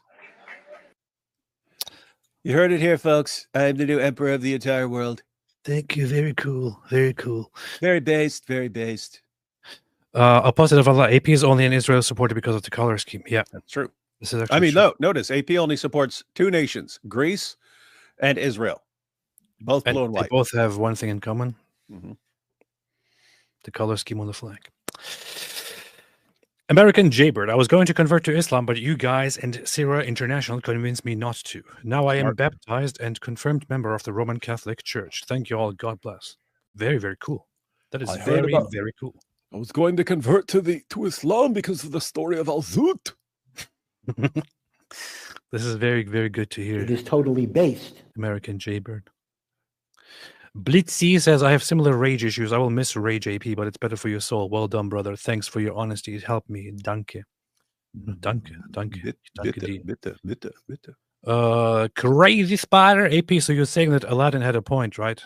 Absolutely not.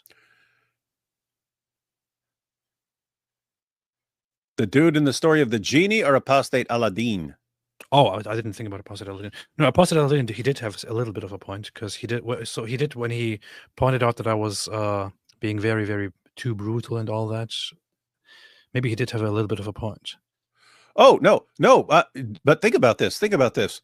If Apostate Aladdin was right about you being so mean and you needing to change your behavior, shouldn't he be happy that your behavior is changing instead of being a whiny little crybaby?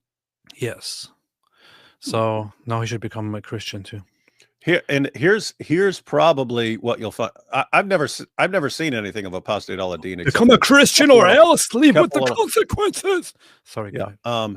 No, Apostate Aladdin, I still don't know much about him except that he whines anytime everyone is not in full atheist mode and so on. But think about this. Is he going to be happy that your behavior is changing and you're no longer so extreme? Answer, almost certainly not. Because in reality, he's like the people he condemns among the jihadis in that everything is just like me versus every other group, my group versus every other group. There can be no, let me put it this way, AP, would Apostate Aladdin agree with, do not take the Jews and Christians for friends. They are friends of each other. And whoever amongst you takes them for friends, he is one of them. Yes. Yes, he would agree with that. But from an atheist perspective, it's our group and everyone else outside our group must be completely eternally separate from us. So he has that same mindset. So anyway, if AP is changing his behavior, which Apostate Aladdin has criticized him for being too harsh, and it becomes less harsh, is Apostate Aladdin going to be like, oh, great, Christianity's helping him? No, because the real issue is he just can't stand anyone outside his group, and he was simply using that as a way to attack AP. So it wouldn't surprise me now if like 6 months he's like, look, AP's too nice to everyone and says he loves them. This is horrible. Look at what Christianity does. Going to find something to whine about no matter what. You don't know that. He might be just, saying like, hey, man, I'm so happy that you became a Christian. You inspired me to also become a Christian. He might say that. You don't know that. That'd be funny. That'd be hilarious. That'd be the most funny thing I've heard in my entire life. No, it's too much. AP Israel give Palestinists too many chances. They can open their eyes far away from Israel. And 20 plus pan-Arabic Islamic, 50 plus Islamic countries. Powerful. It's also kind of funny to see that recently that some of the Arab nations still, despite all of the propaganda of the last 2 years, seem to be on the route of establishing relations with Israel. Pretty funny. They're kind of selling out the Palestinians, man. Bo Rudder, if God could change Nabil and AP ex-Muslims, then he can save other Muslims too. Angels are rejoicing. This is true.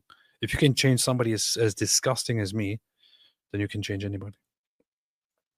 Godlike Snake, Andrew is worried about Israel picking an antichrist and feminization of the church, but is silent or ignorant of Turkey interfering with Orthodox Church. Powerful. Shakespeare, from the forehead to the butt, watch out for a foot. Just see. Today is another day of rejoicing. Our honorable AP, the most high, the most greatest, has become even more honorable by setting a higher arch for us to reach in humility by his example. Truly, AP is the best of exemplars. Thank you. Appreciate that. I humbly accept all these great praises in the most literal sense. Eivor, you see, Bioth, yeah, knows too much. There is moral confusion. Many think mercy equals moral. It's not. Mercy towards evil is not moral. It's supporting evil. That is, in fact, immoral. Yeah, that is, you could say that, in a sense. Israel treating Yahya Sinwar, showing mercy to evil, is a clear example of why it is immoral. It has consequences. Yeah, I think that Israel should have treated Yahya Sinwar the way they treated him when he was admitted for the removal of his brain tumor. Could have treated him differently. Israel could have generally handled this whole thing a little bit better, and the whole conflict a little bit better. Israel has also been for the longest time been under the influence of a very naive perspective of the early Christians, perspective of the early Zionist movement that was very heavily influenced by leftist, let's just all live together attitude. And it doesn't work out very well. American Jaybird. I went to a mosque once wearing niqab, and when I was a convert, and the imam said, Muhammad, police be upon him, would have cut off Fatima's hand if she was a thief, since Muhammad was a just and honorable man. Yeah. I would say that Muhammad would have probably not done that in reality. No, because he showed special favor to the people with him. Yeah. Like Ali one time, Muhammad had to officially divide up the spoils of war and so on. You weren't allowed to touch stuff before then, and Ali just grabbed a girl from the stuff before it was divided up and started banging her. And then one of his other companions complains like, "Hey, why does Ali get to just we all have to wait, and we have to wait till everything's divided up?" And he's sitting there banging this girl and Muhammad's like, "What do you want me to do? He's Ali." Prince Ali. E4 Mafia said so humble. Indeed. Yeah. I am the most humble Mahdi, so I would have to say that. Kyrie eleison. I can read this now. Says, which means Lord of Mercy. Says, congrats on being baptized into Orthodoxy AP. It didn't happen yet. But I'm hoping for it, and I hope that it's going to happen soon. I have a little bit of a window to look forward to. I hope it's going to happen soon. I will announce it before it happens, as soon as it's there. I have very much an idea of when it's going to happen, but I don't want to say anything right now at this point. But David knows. American Jaybird, I don't think that made him just or honorable. This is true. That's true. AP, did you have any particular reason for choosing Eastern Orthodoxy over Oriental Orthodoxy? Says the I-200. The funny thing is, if you ask me if I had reason to choose Eastern Orthodoxy over Catholicism, I would have said yes, but would have been quite vague about the reasons. When you ask me about Oriental Orthodoxy over Eastern Orthodoxy, it's not quite that clear. I have great admiration for Eastern Orthodox or for Oriental Orthodox churches, especially the Coptics. I think they are fantastic people, fantastic clergy, and all that. I don't know. I think it's just the way it goes, the way things went, the way I was led into one church over the other. Now there are some doctrinal differences between the two, obviously, which I hope they can somehow resolve in the future. And I hope that in the future, the Eastern Orthodox and the Oriental Orthodox can solve their problems and stop the schism and come into communion, and then do that in a very, very big future with the Catholic Church as well, and then can tell all the Protestants to stop being Protestant and also join the church as well. Just kidding, David. Stop being offended. So I hope for the union and all that, but I don't really know what to say when you ask me why I picked this over the other. I don't really think of it as picking, although I say picking myself. Shiggy says, "Hello, dear Orthodox Pope. Thank you. What do you think of the short video of the demons interrupt Orthodox priest? Oh, hi, David. Greetings from Germany." I have never seen that video. It's always weird when people are like, hey, what do you think of this? And like 99% of the time, it's something we've never seen in our entire lives, but they're asking our thoughts on things we've never seen. What do you think? But what do you think about that video, David? It's awesome. Oh, good. Demons interrupt Orthodox priest. I'll have a look at that. American Jaybird. I thought about Eastern Orthodox, but the priest never got back to me, so I went to Roman. Love my EO brothers and sisters, though. It's funny how that went. I want to, as little as possible, say something about which church and all that, but even what I was about to say, I probably shouldn't say. But I would say I'm very happy for every single person who converts to their, church of Christianity. Except for the ones that are not really Christians. A Christian says, so glad you're on our team, AP. Thank you. I'm glad to be on your team, A Christian. Last spicy ramen. AP, your discovery of faith reminds me of Ahmed the calligrapher. Makes me rejoice that your heart is at peace and that you're soon becoming a soldier of Christ. Thank you. I appreciate that very much. Hey, David, have you ever heard of Ahmed the calligrapher? It's calligrapher. Whatever it is, man. Have you ever heard of him? Your English is worse than your first video. Thank you. Have you ever heard of him? No. Okay, good. So this was actually this was an Ottoman Muslim dude who is seen as a saint in the Orthodox Church. And so there are different accounts of his story. It's kind of funny. It's kind of beast. There are different accounts of his story, but basically about Saint Ahmed.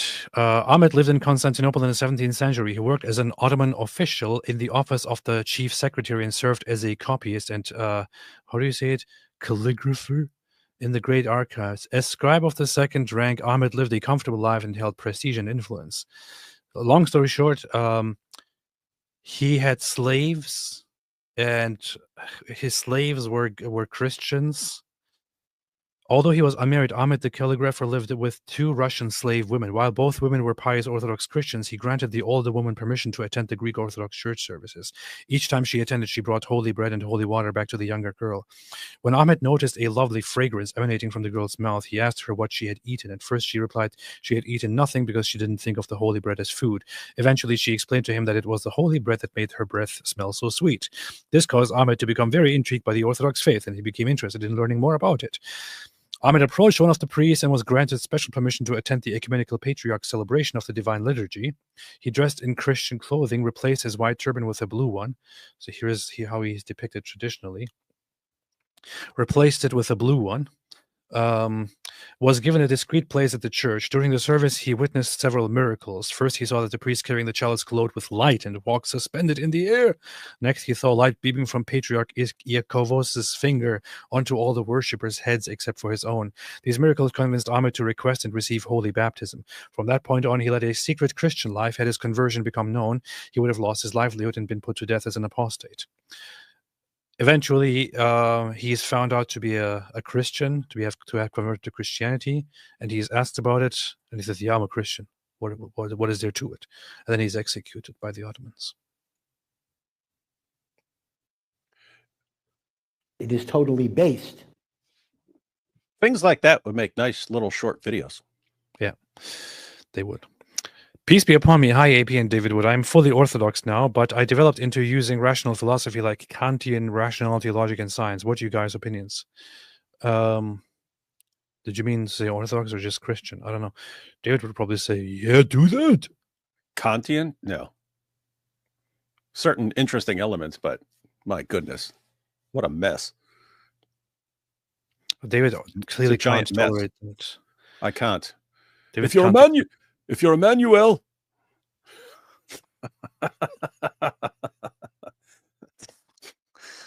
Terrible jokes. Yeah, I don't really have any thoughts about this. It's very popular nowadays in our time to be for Christians and even for some Orthodox to go into rationality and logical arguments and all that. It's not really my field. It's not really my It's not really something that I'm very, very much into. To each his own. We talked about this yesterday very briefly. Yeah, if you're saying you're fully Christian, but you've developed into, okay, rationality, good, logic, yes, science, yes, none of that conflicts with Christianity. Some of Kant stuff is, keep in mind this, like no one takes a bunch of Kant stuff seriously anymore. Matter of fact, I remember the one line from the head of the department when I took a class with him. He broke down sort of Kant's metaphysics, put it all over the board and stuff, and he goes, "This is brilliant." Totally wrong, but brilliant. And anyway, I always like that because there are people come up with ideas that are like, there are a few people. Kant is one of them. Wittgenstein is one of them. But there are a few. There are people in the history of philosophy who, and in the history of science and so on, who you think, oh, this person's great. This person's a great genius. And yet things had developed up to that point where if that person had come up with it, someone else would have come up with it. So matter of fact, you see this in like mathematics where Isaac Newton and Gottfried Leibniz both come up with calculus in completely different areas. Guess what? If either one of them hadn't come up, well, if neither one of them existed and they didn't come up with calculus, someone else would have come up with calculus shortly after that, because mathematics had developed up to that point where someone was gonna have to take the next step. So there are lots of things in philosophy that are like that, where if this person hadn't come along, someone else would have come along and come up with a similar idea.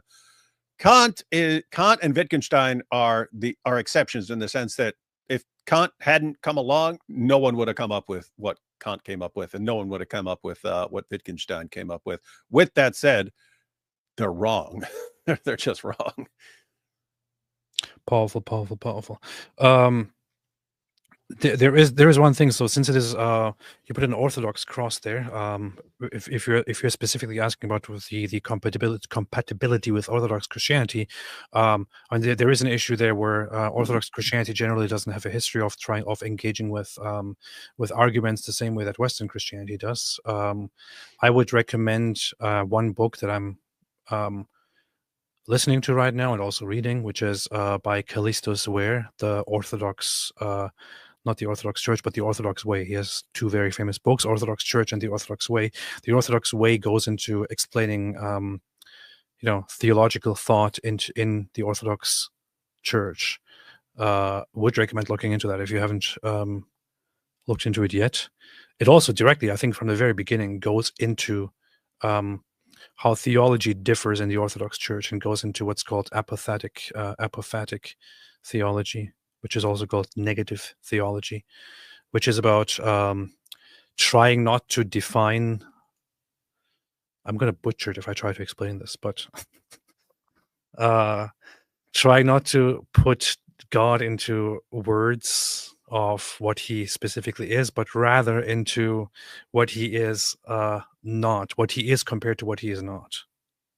So starting with what he is not and all that. So less focused on trying to systemically explain God and theology with logic and all that. So, and more leaving it up to mystery. I like that aspect a lot, actually. Benjamin said, well, that's unfortunate. I didn't subscribe for Christian content. Guess I'm unsubscribing. Powerful. This is when you would normally push the Muhammad hijab, get the hell out of here button. You mean this one here? Get the hell out of here! Yeah, but I will still mostly do Islam-related stuff. But this is just my personal journey at this point. So. Shame on you! You're only allowed to talk about what we say. And if you're not agreeing with me, then I don't want to watch. Bunch of dorks, man. Boxman Cloud, you guys should turn. I'm just gonna go watch Apostate Aladdin now because he agrees with me. You guys should turn the skit from Key and Peele, 7 Inches in Prison, and do it about Muhammad and the Al-Zut. I don't really know. I don't know the skit because I've never ever. I know the skit. I'm sorry to be offensive here, but I always thought that those two guys are completely unfunny. They're totally funny. You're Turkish, so you don't even understand anything they're saying.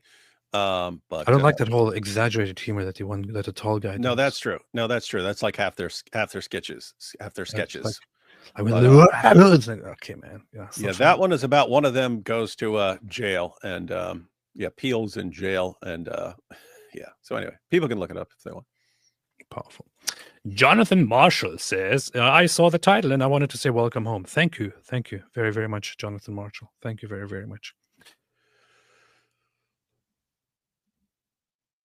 You know, it's funny. What?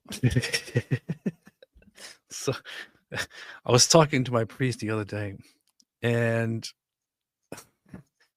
he said to me, yeah, there's something that you posted on Twitter and I really liked it, he said. And so while I focused on what he told me about what he liked and we focused on his advice and all that, later on as I'm driving home and as I'm home, I'm sitting there thinking, wait a minute, what I posted? How did he look at that? Is he on Twitter? And I'm searching for his name, but he's not. I can't find his name. And then I'm thinking, is he just an anonymous account that interacts with me?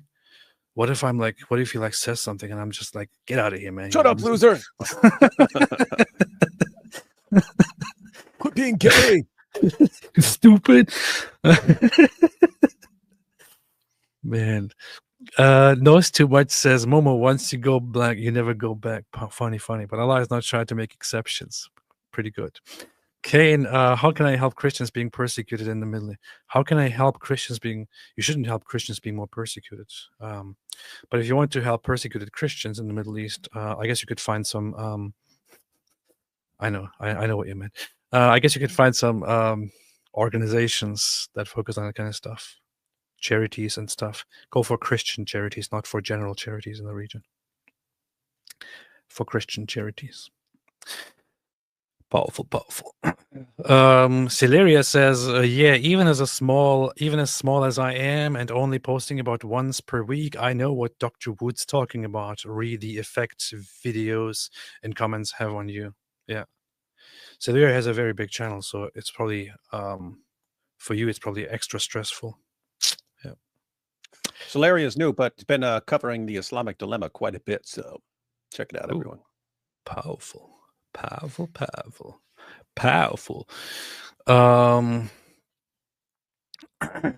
Yeah. Mosh Cohen, what's up, Mosh? Mosh is super based. Started from the bottom, now I'm here. Drake's song is very relevant considering where you started and where you are now. God bless you and your fams. Thank you. Mosh. That's funny. I thought that was going to be an Al Zoot joke. When you started from the bottom. Now I'm here. Like, that would be Muhammad with Dia later on. Started from the bottom. Now I'm here. Anyway, I don't even know the song, but no. Thank you. But thank yeah, you. So you took that in a much more positive direction than I thought from at the beginning of your message, Mosh. Mosh has nothing but a pure heart here, and you have brought all the dirt of the world into it. It's what Islam does, man. It pollutes your mind with all sorts of weird crap. You see. Viking Crusader. AP, you should call your new channel Apostolic. That's funny. Apostolic. That's funny. Apostolic. Yeah, that's funny. That is funny. I'll think about it. The Transfigured Life. Congrats, AP. So happy for you. I enjoy watching you both. K for David.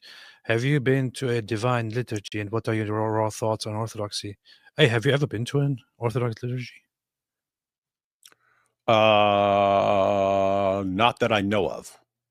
That's fine. So it will be your first time when you come to visit. If I was, then it didn't make a big impact on me. But I can't think of. So then you probably haven't been. Okay, good. Is it like one of those 4-hour things? No, it's maximum. I think it's up to 2 hours. I don't know. I've never paid attention to how long it is because it's pretty based. How long is it on average? Does anybody know how long it is? Does my wife know how long it usually takes us? I never pay attention to the time, which is very funny because before this, I was like, except for going to church, if I have to be in a space, I'll be like, when is this over? But then I started going to church for the liturgy, and I don't really care about how long it takes. That's very, very interesting. I guess that's miraculous. I don't know. 1.5 to 2 hours, says my wife. Okay, good. She knows. She knows 1.5 to 2 hours. But so David will attend a divine liturgy when he comes to visit me for my baptism. So then we will ask him what he thinks about that. Then he will make a video about it. Is it going to blow my mind? It's going to blow your mind. What I should do is to before I get baptized, I should announce that I'm getting baptized at that place and invite everyone who is watching to come and attend as well. Yeah, and be like, and if I get 1,000 likes, then I'll share a video of my baptism. Yeah, that's funny. So after that, after attending the liturgy, David will make a video about what he thought about the Orthodox Church. Of course, that's the deal. So, and I kind of missed the first half because I fell asleep. Is it going to be like that, or is it going to be super based and keep my attention? You're gonna be very, very much attentioned by it. IEP reverted to Rastafarianism confirmed. I thought about it, but then. Now here's the funny thing. I don't want to say anything to, insult or disrespect, but it's like I found the attitude of Rastafarianism very cool, but it's basically like Christianity turned into a complete, I don't know, like a weird hippie thing, That's all I can say. But at least they make good music. So I mean, they make up for all the nonsense with good music. Janet Shay says, "God bless you both. Thank you so much. Thank you. Appreciate that, and you too." Velvet Jazz, love you, my brothers. The Christian jesters of Jizya, praise God always for the work you do. Never stop fighting the good fight. Thank you, Velvet Jazz. I appreciate it very, very much. Thank you. Thank you. Thank you. Thank you. Aisha every time I see Velvet Jazz, I'm like, what's that name remind me of? And then I remember it's Velvet. Eddie Murphy had a character on Saturday Night Live years ago called Velvet Jones. Yeah, I actually got this outfit because I wanted to make a video announcing that I am the Mahdi, and I thought I could just go for this look here instead and make a Mahdi video trolling the other Mahdi with my new Jamaican Rasta look, with some reggae music playing in the background. And you could call it Jamaican me the Mahdi man. Jamaican me the Mahdi man. Jamaican me the Mahdi man. Oh man. Have you considered visiting Mount Athos in the future? I definitely would like to one day visit Mount Athos. Because it's a very powerful place. I do want to arrange a trip to Greece. Hey, we should do a trip and make some videos about cool Christian sites. Maybe we should do that. We should arrange a trip to Greece and go and there's so much stuff that we could do if we went to Greece. Yeah, I know. Been there a bunch of times. Super dope. Have you been to Greece? When I was a kid, my dad was in the military. So back in the day, if you got caught for drugs or something like that, they would give you the option of taking a suspended sentence if you joined the military, which I think is actually a pretty good idea.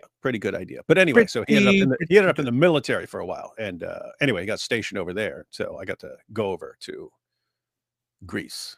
Mm-hmm. Yeah, Mount Athos has like a very, very high status in the Orthodox Church by anybody.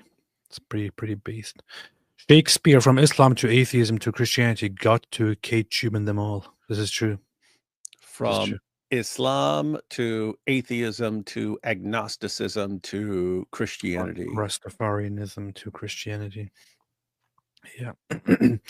Alejandro Sudiro says 2025 top charts all night long by Al Zut, No Islamic Dilemma by Dawa Boys, We Are the MMA Champion by Mojab, MMA Misyar Marriage Art. Robert 2025. Michael says, would a restaurant where I make haram versions of halal food be funny, or would that just be punching below the belt? Congrats on converting. Thank you. Appreciate that. David, would that be funny? Yeah, as long as you were in an area where you weren't going to have some actual serious people having some problems with you. If you're in the right area, people would think that's hilarious. Powerful. That's very, very powerful. Very powerful. Very powerful. Sprinkles, how can you now believe that ancient, unsubstantiated claims about supernatural events are true? I thought you were better than that. Yeah, you just have to believe in what I say. Now you disagree with me. You're supposed to just believe everything Dawkins says and all their unsubstantiated claims about how the universe got here and how life formed and how consciousness arose and every other thing that makes absolutely no sense on atheism. And you're just supposed to mindlessly accept it because then if you don't, then you'll be religious and we won't like that. Hail apostate Aladdin. Powerful. So here's the thing, Sprinkles. You might think that my response to you is very, very mean and all that, but what you don't realize is that what you're doing here is simply patronizing and expecting that I conform to whatever you think. I thought you were better than that. Better. And by better, I mean, why can't everyone just be like me, Sprinkles? We atheists are much more intelligent than all you other stupid people. We got it all figured out. So why can't you just be like us? I'm the Sprinkles. I got named after what guys leave around the toilet when they sprinkle, but I know everything and you're wrong and I don't like it because everyone in the entire universe has to revolve around me. Dude, grow up. Grow up. Yeah, grow up. Sprinkles, get used to it. You guys had your, keep in mind, for many years, I talked about atheism here and there. I focused on Islam. I wanted you guys to be able to run your little experiment. I believe when people have some really, really dumb ideas, they just have to see the consequence. They can't get the dumb idea out of their head until they actually run it as like an experiment and see what happens. You guys had your little experiment of, hey, if millions and millions of people become atheists, the world would become better and more scientific and more rational. And the universe will be so much better if tons of people become atheists. Okay, that happened. What happened? People went insane instantly. Societies are actually collapsing right now. You didn't get any sort of scientific utopia. You didn't get any closer to one. So guess what? You made your predictions. Your predictions all failed. Now people are giving up on that. It's becoming less of a live option for people. So get used to it. It was a stupid position, and it's been exposed as stupid. You have stolen my dreams. Yep. Nobody cares. Sprinkle. Yeah. Thank you. That's why we had to sprinkle a little knowledge on you. Yeah. Get some sprinkle of humility, Sprinkle, from the most humble. There you go. You have to be miserable with us. Hymns of Haim says, Mojizia, I pray that one day Ali Dawa will proclaim I give my life to Jesus, and I'm proud of that. And I'm proud of that. I give my life to Jesus, yeah? And I'm proud of that. Dude. In Jesus' name, God Christ bless you, AP and Daily Wire. Thank you. Appreciate that. This is this little difficulty with like Ali Dawa, Muhammad Hijab, Andrew Tate and stuff. Like I just posted a video about Muhammad Hijab and Andrew Tate when Muhammad Hijab is like, if you don't stop pushing Andrew Tate, he's going to turn into David Wood. You don't want him to turn into David Wood and destroy Islam, do you? And then I started getting these messages. Hey, David, you should focus on like preaching to Andrew Tate. Wouldn't it be great if he converted? It's like in my mind, like, it's weird because you do want these guys to be saved. You do want them to change, but I still I don't want these guys on my side as far as like representing. And it's always possible they could have some supernatural transformation, just like personality. These guys are narcissists. That is like, it would always be an issue. Are they converting just, to help themselves for some reason, like just for them, for their perception or something like that? It's a weird situation, but yeah. So apart from actual supernaturally changing someone's complete state of mind, I would not want those guys on my side because they will always do more damage than they do good. It's very, very much true. Very true, man. Last Spicy Ramen says Christ can heal trauma, and the radiant beauty of his resurrection does indeed unfold into the goodness of a perfect soul therapy.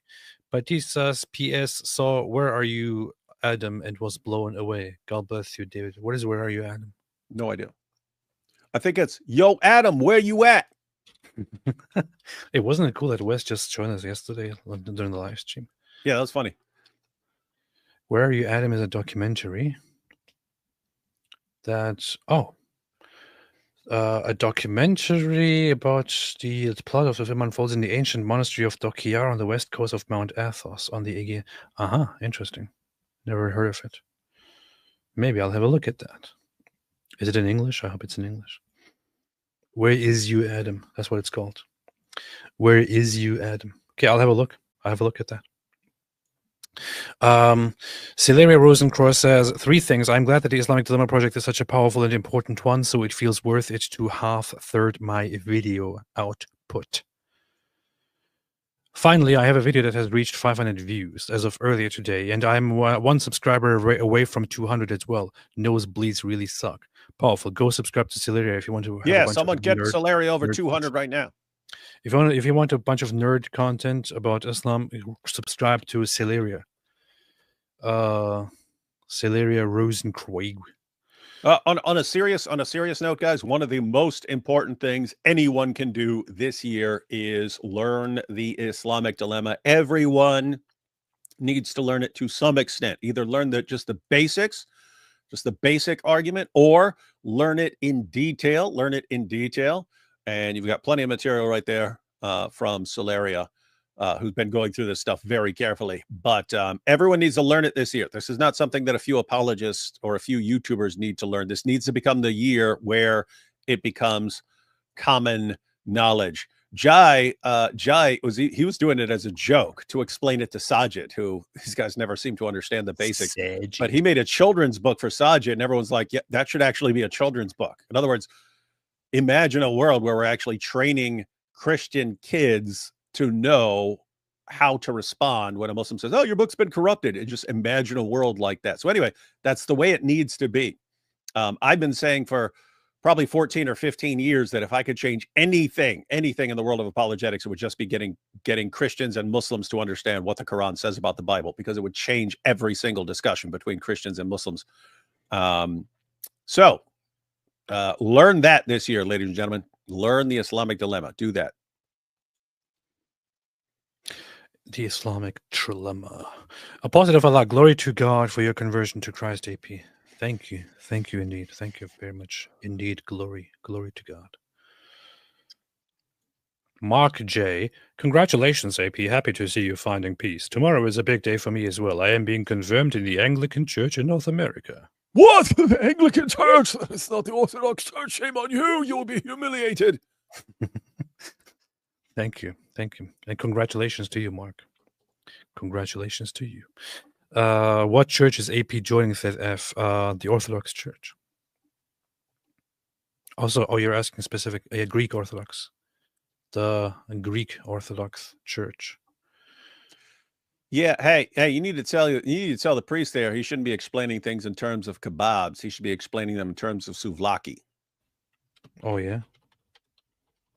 Cool. So I'm joining the it doesn't really matter which one you join, but just for it's the GOARCH, the Greek Orthodox Archdiocese of America. That's it. Yeah, to all you Greek Orthodox priests out there, don't be explaining things in terms of kebabs and hummus. Explain everything in terms of souvlaki and tzatziki and ouzo. What? The Mahdi does not use the restroom. His pee is Heroes is greater than Döner. I have to say, I have eaten both of those very, very bigly, very frequently, very often. One is Turkish, the other is Greek. I like both of them very, very much. And I think depending on place and time, I think I don't prefer one over the other. They're both pretty good. Hey, I have to say, I'll just go ahead and point out what's called a gyro here. Gyro. Yeah, what people call a gyro here. Over in Greece, they called souvlaki, but that could also mean something like a kebab. It's just meat on a stick. But then they would also call a souvlaki. You walk in and say, I'll take a souvlaki. It was like, what's a gyro here? I have to say, gyro.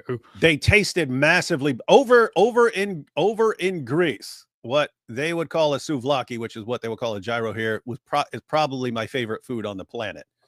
I'm looking at it right so now. if you Turkish guys have got something that's in the same ballpark at that, I would be seriously impressed. I'm looking at it right now. Wait a minute. No, I had a bunch of Donner stuff in the UK last time because we ate at a Turkish restaurant every day because these guys were super cool. So yeah, that stuff's pretty good. But a souvlaki in Greece, like the gyro kind, is I'd say better. I'm pretty sure that the souvlaki is actually different from the gyro. The gyro is just as like thin. I'm saying what they called it. I'm saying what they called it. Over here, you've got the meat, and so I've seen it where it's meat on the stick. Then I've seen it's where the thing that spins and they shave it off and stuff like that.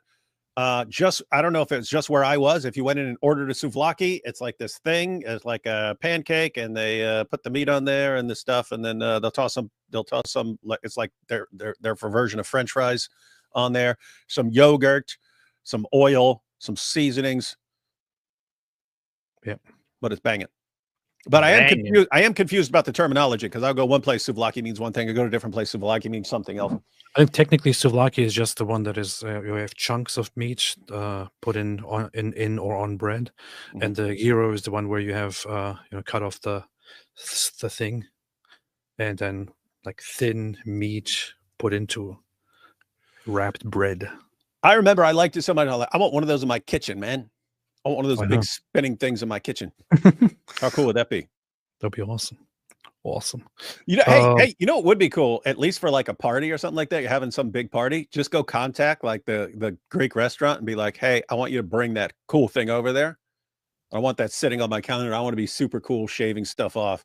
They do that actually. There are lots of people who do that. I don't know if you can find stuff like that in America, but in different places they do that where you can invite. Of course, if you've got the money and you say, I want you to bring over that giant meat thing over here, and I want it for my party, they'll do it. I want to eat the whole giant meat thing myself. Christian P says, hey, David Wood, should I join my local Catholic church or an Orthodox 30 minutes away? Oh, hi, Apostate Prophet. You should join a good Protestant church so you don't have all this extra stuff that they've added in.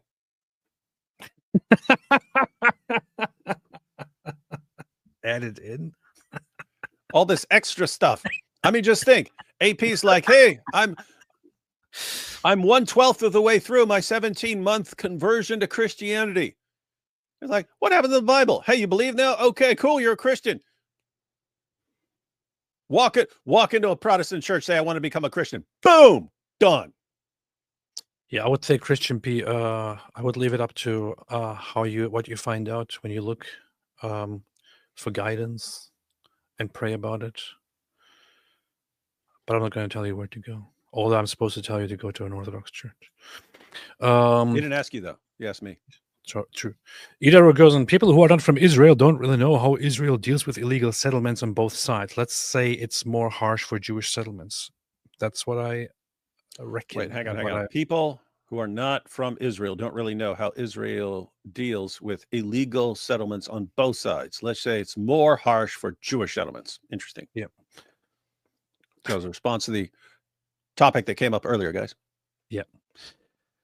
And Ida is right. Knows too much as Muslims ethnically cleansed Jews from the West Bank in 1948. Prior decades to frame Jews as settlers in Judea is BS. There's an entire industry, NGOs spreading propaganda on violent settlers. This is true. One of the prime examples is Hebron. Hebron was, or Hebron as you would call it, was a Jewish town forever without interruption.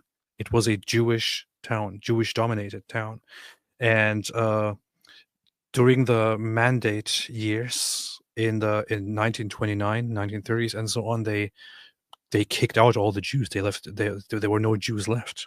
They ethnically cleansed the Jews from a town that was Jewish for more than 2,000 years or 3,000 years. So, crying about the resettlement of those areas is a little bit hypocritical. A little bit hypocritical. Circa SG07, all Zut were tanners tending to most leather strap. This makes sense. This explains everything. Why Christianism specifically? Christianism. Christianism? Why Christianitism? I don't even want to read the rest of your comment here. I don't care. Celia Rosenkraut, this chosenness is why I argue that the Bible doesn't just teach virtue ethics. It teaches that one must seek after virtue and act in accordance with it, but also that one is ethically bound in accordance to one's circumstances and position. One will be punished or rewarded in accordance to what duties bind you, what power you have, and whatever use, and whether you use the power and follow the duty well. Yeah, I don't think there's anything about it well, but yeah, pretty much. Yeah. Pretty much, Syria. Thank you. Sankey, I can't imagine that David doing yoga in prison, to be honest. To be fair, that was when they had me in an isolation cell. And there's literally nothing to do. You can't play. When you're in a dorm, you can play cards and watch TV and stuff like that. When they got you in isolation, you're just there in a cell and you have nothing. That's when I was doing it. Actually, so there was a phase where David was putting on spandex outfits and stuff, and then doing I took my yoga mat. Yeah, took my yoga mat. Doing yoga there, and then he was after done with yoga, he would do aerobics and stuff like that. Like so, pretty good times. He still does it sometimes in private. He just doesn't want everyone to know. Steven Santiago, I believe if you do enough research, it's possible to be at least 95% convinced of the evidence for Christianity. I have to say, as much as I talk trash about reason and logic and evidence and all that, I did over the last months, occasionally when I had questions, look into certain aspects of the historicity of Christianity and of the Bible and all that. And the case for Christianity is very solid, looking at whether the claims or the history of the New Testament as they are explained, as things unfolded, are plausible or not. There is very little reason to doubt the official account of Christianity as it is laid down in the book of Acts, for example, or in the epistles of Paul and the writings of Peter and all that. So there is very, very little reason to doubt that. You have clear evidence that there is a that there is a large number of people that we know for certain did come together and did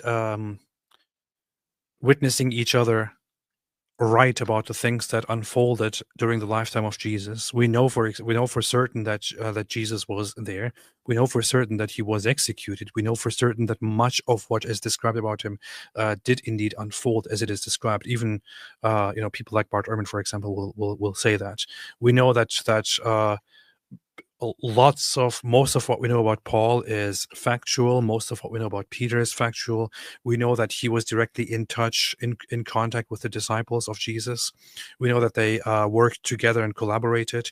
We know that there were many people around them that they interacted with in their time in Jerusalem and also outside. The thing is, the only thing left to question is whether the supernatural claims, the supernatural occurrences did indeed happen or not. The only things left are whether the resurrection and the miracles did indeed happen or not. Because outside of the supernatural events and outside of the resurrection, we are pretty much sure that that most of what is described in the New Testament is confirmed to have unfolded the way it is described. Even secularly, we can confirm this. So much of it just comes down to, do you believe that these supernatural things occurred or not? And that is the big question. Do you agree with that, David? No one is going to listen to any dumb thing you say until you've learned from your experience. This is true. And from studying. So, AP, come back in 5 years and answer some questions. This is true. But how do you think, David, if we look at all the New Testament writings and confirm that everything happened as it is described, and there's only one question left, which is, did the supernatural events which are described occur or not? What do we do with that question? What do you think? Obvious. Put it this way. If something supernatural did not happen, you're stuck with an even bigger problem and bigger mystery. Because at the very least, even if you want to be extremely skeptical, like far more skeptical than what AP just said, you are still left with a group of first century Jews concluding that a man rose from the dead and appeared to them, and they start worshiping him. Whatever explanation you come up with, it has to account for that. So again, we know we can trace back to within the first 2 years of Christianity the claim that Jesus died on the cross for sins, that he rose from the dead, and that he appeared to Peter, James, the rest of the apostles, eventually the apostle Paul, and so on. So we can trace that to within 2 years.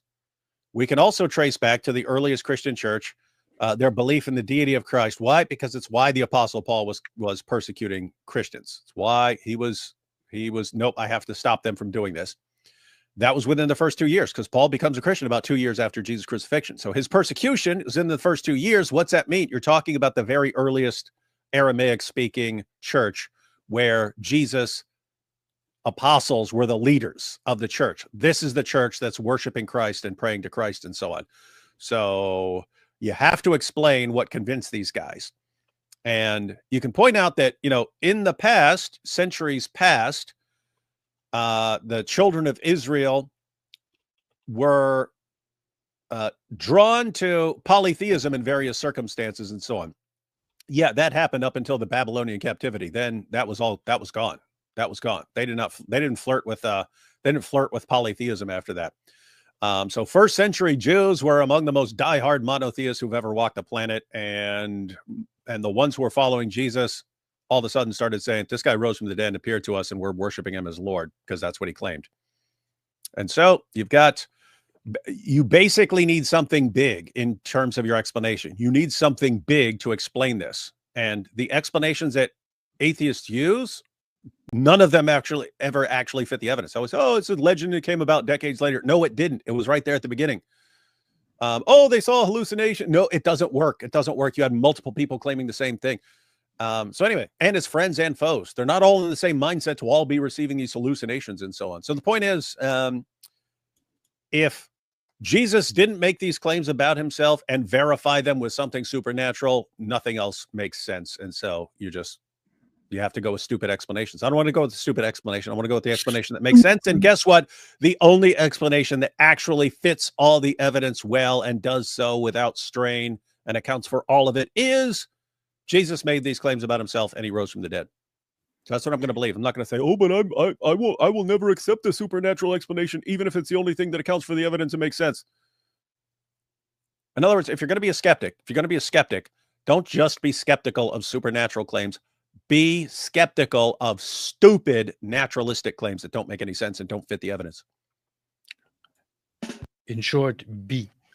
The thing is also what's very interesting, and this is a kind of what I one of the reasons why I appreciate my early explorations in Judaism before coming to Christianity, is that along the way, as I'm dealing with Christianity and also exploring Judaism, I was often very curious about how the Jewish rabbis viewed Christianity and whether they can attest to whether something happened around the time of the emergence of Christianity and the New Testament or not. And it is very much in traditional Jewish history where Jewish scholars talk about it. It is very much attested and kind of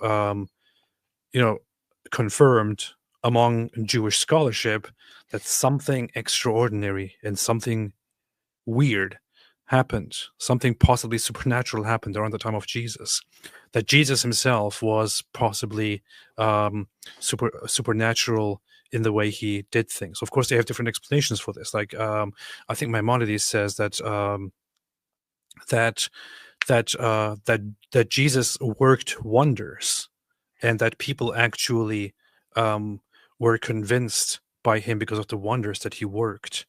of course, he doesn't really he doesn't really give an account of whether he believes that on where those wonders come from. But he says that he says that he worked wonders. His conclusion is then later on, of course, that he's not the true Messiah, but that he helped bring people through wonders to the belief in a Messiah in preparation of the future Messiah, for example. Like, this is where he goes into a different direction. Then there are other scholars, other rabbis. There were writings over the centuries from the very early days of Judaism post Christianity, where they wrote about I don't know whether Jesus was a good guy who worked certain wonders and certain miracles, whether he got those miracles from a bad source and all that. But even the Jewish sources, this is not just Christian claims, even the Jewish sources early on agree that something was going on. Of course, they can come to bad conclusions now about Christ, or to good conclusions, or just leave it up to we don't know, let's just move on. But and then you have Josephus, you have the historians and all that, and they attest to Jesus being around and working something amazing, and then being unjustly executed. And then you have the earliest writings of Paul, who interacted with so many people, who attest to his writings. So something weird happened around that time, and now it's up to us to decide why it happened and who to trust. And I think I chose my trust. I don't think, I believe.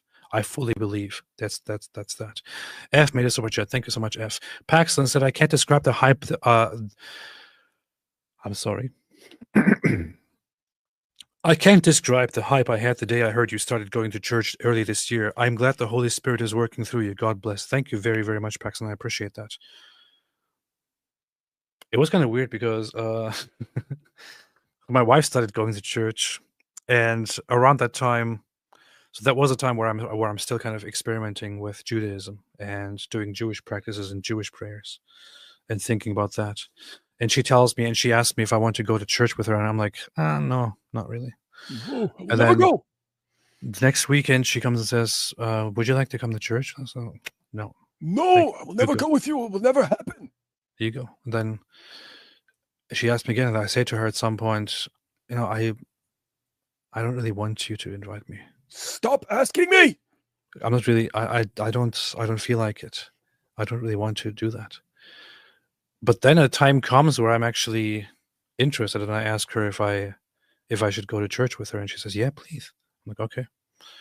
I don't know how it happened, but only a short while before I first went for the first time, I thought to myself, I don't know how to deal with this situation. I really don't want to go. But then things changed. And the way I felt about it changed very, very quickly. And I went for the first time, and I felt quite awkward about it. But it was stuck in my head. And then I think 2 weeks later, I think the following week I didn't want to go. Then the week after that, I said, I want to go to church with you. And that was the first time that I participated, and I was I loved it. I don't know. I guess you could believe that it wasn't me, that there was prayer, that there was the Holy Spirit, that something worked and I changed. Because honestly, I felt ice cold about it. And I was wishing to myself, I hope she doesn't ask me again. Seriously, this is literally how I felt. I felt, I hope she doesn't ask me, because I don't want to say no again. But then I changed, and suddenly I wanted to go. It's very funny. Very funny. Steven Santiago, the danger of your belief not being logical is when the journey gets too challenging, you could quit and use it was illogical as an excuse. No, so what I mean with not logical is not that it's not that there is no amount of logic in it. What I mean is simply that's not your reasoning for precisely. Yeah. That's not what I focus that's on. Not your reason. That's not your reason for converting. Oh, this is the logical position. Therefore, I'm going. Yeah. So I didn't do this whole, oh, I have now analyzed all the arguments and calculated the results, and this is what I think, in my estimation, given the calculations, is the most reasonable. I didn't do that. So, and I'm not interested in doing that either. So, that said, I don't think it's illogical at all. I think it's pretty goodly logical. Reading M, retake Constantinople when? By the way, congrats, AP Galbas. It's very soon. In a few months, we will take back Constantinople. Thank you. Podzing, AP, what do you think about rascals? That's pretty insulting. Rascals wager. AP, what do you think about Rascals wager now? You have recently expressed similar sentiments, but in the past you have called it foolish.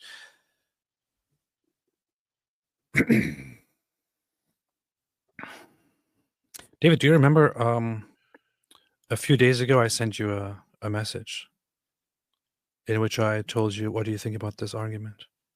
Oh, yeah. Do you think what I expressed to you was kind of similar in a way to Pascal's wager, or do you think it was different?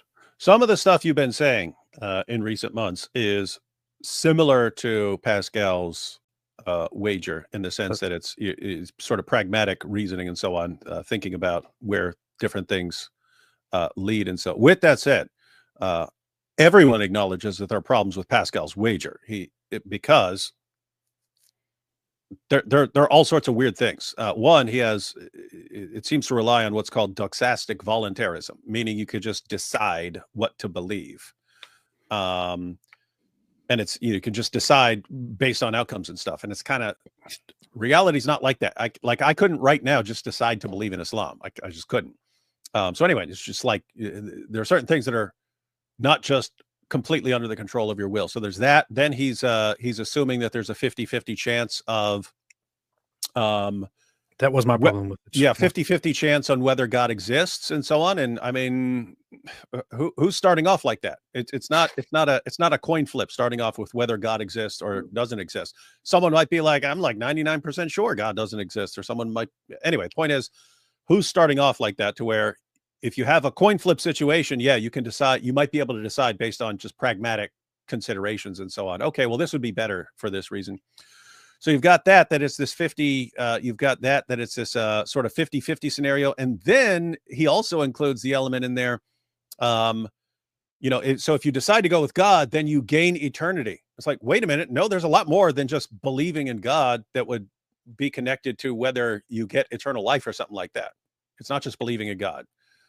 So it's more than that. So anyway, there are all these problems that everyone acknowledges. With that said, it does make perfect sense to factor into what you're believing, the implications and the impact and so on, all the pragmatic. It makes sense to take those things into consideration in your reasoning.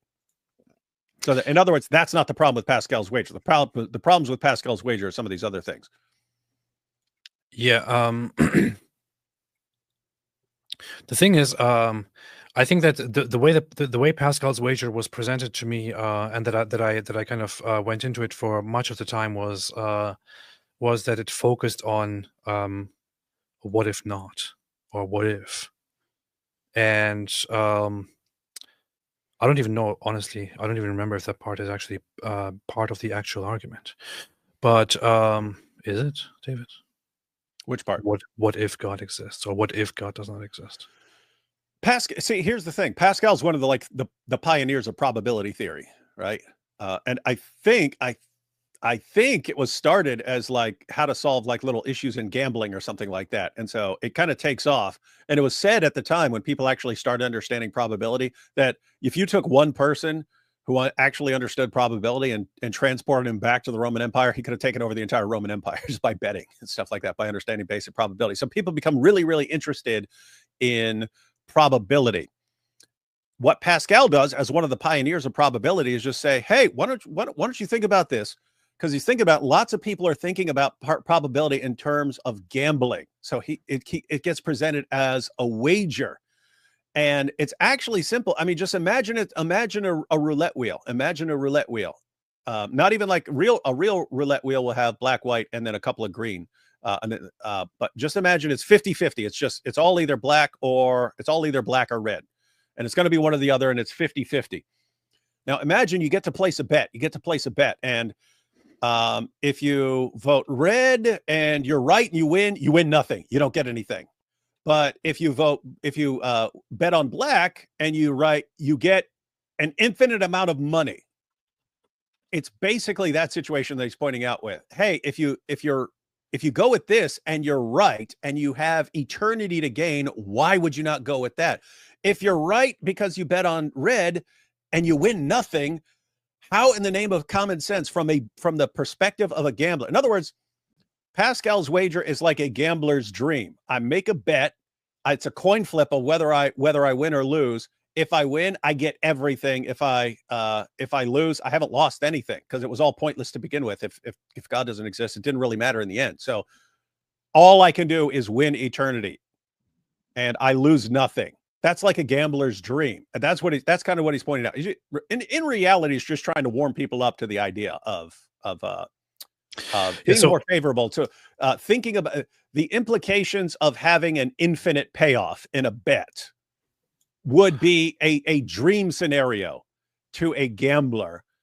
He's saying, why don't you incorporate some of that into your thinking about God? Like, hey, there are huge things to be gained if this is true. So why don't you think about it a little more carefully?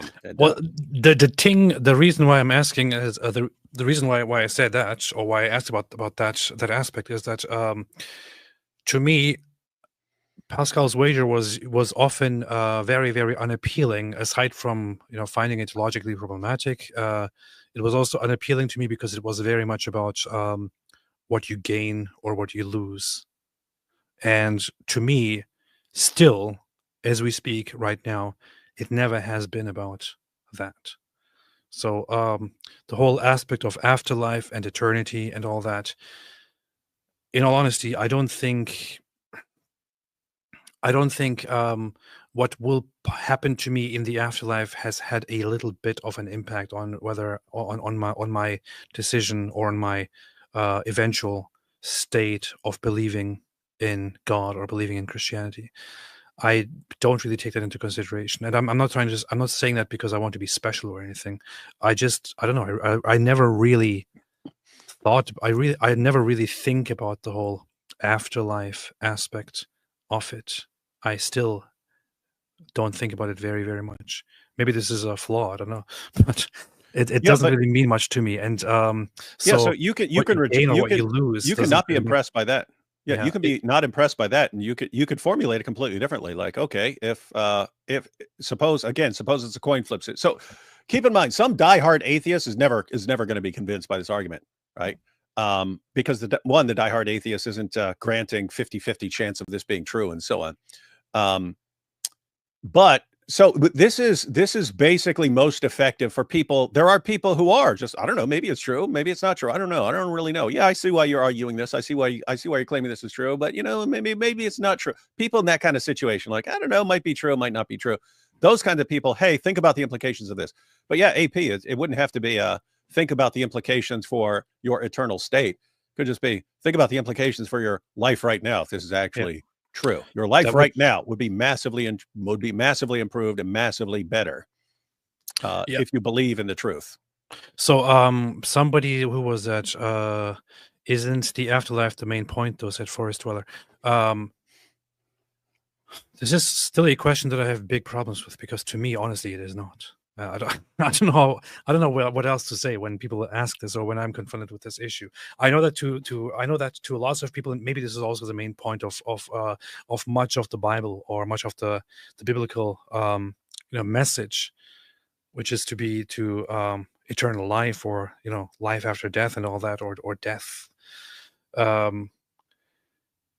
I don't know why. Maybe it's a flaw about me. I don't know, but I to me, it's not the motivator. It does not motivate me. And I think about the afterlife, or for years I have thought about the afterlife only in one regard, which was about it was more about logic and about justice, whether it makes sense that God would put humans to test and then eternally reward or eternally punish, or eternally, if you don't want to say it's reward or punishment, or eternally give them bliss, or eternally leave them in a state of torment. So the only in that regard, was that question ever relevant to my thinking when it came to the question of God? It was never really relevant to my afterlife, to, oh no, what happens if I die and there is God? Or what happens if I die and there is no God? I never really thought about that. It's a justice matter.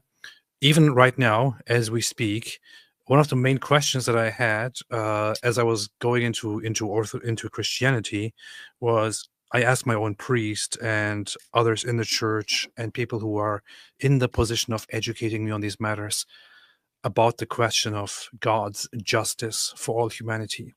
And I think I have gotten satisfying answers. And at this point, what I think about it is that I have faith and hope in the eternal wisdom and in the unlimited, infinite mercy of God.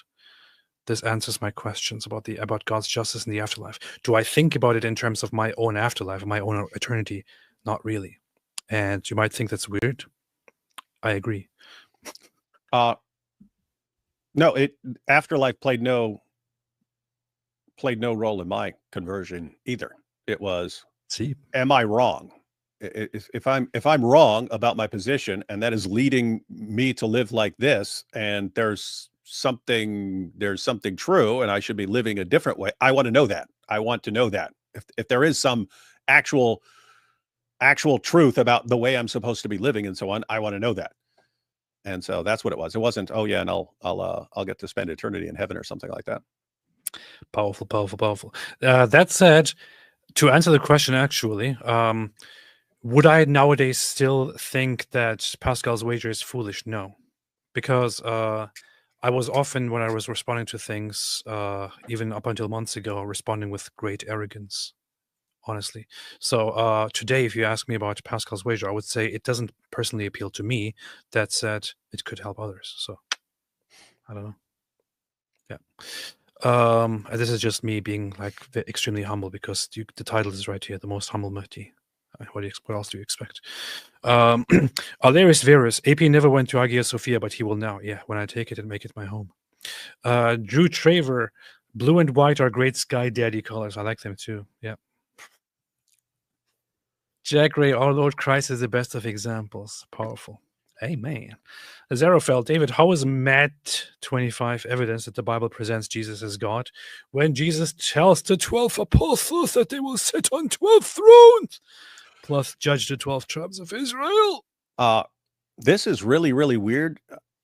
I don't know how this became a serious objection, because it should literally take you like 5 seconds to think through this to see the problem. But who argued this recently? Was it Alex O'Connor? Who argued this recently where I was like, are you serious? You're seriously saying that? So guys, think about this. Let me just explain this to everyone. So in Matthew 25, we say this is one of the evidences of the deity of Christ, because throughout the Bible, God is presented as the final judge. God is the one who will judge and who decides the eternal state of people. In Matthew 25, Jesus says that he's the one who's going to sit on his glorious throne, and everyone's going to be brought to him. Again, according to the Old Testament, that's Yahweh. Yahweh is the one who's going to do this. Yahweh is going to be on the throne, deciding his name. It makes me cringe when you say his name. Jesus says that he's the one who's going to be sitting on this throne, and he's going to judge, and he's going to decide who goes to heaven and who goes to hell. And this response right here is, but Jesus also says that the disciples are going to sit on 12 thrones, and they're going to be judging the tribes of Israel.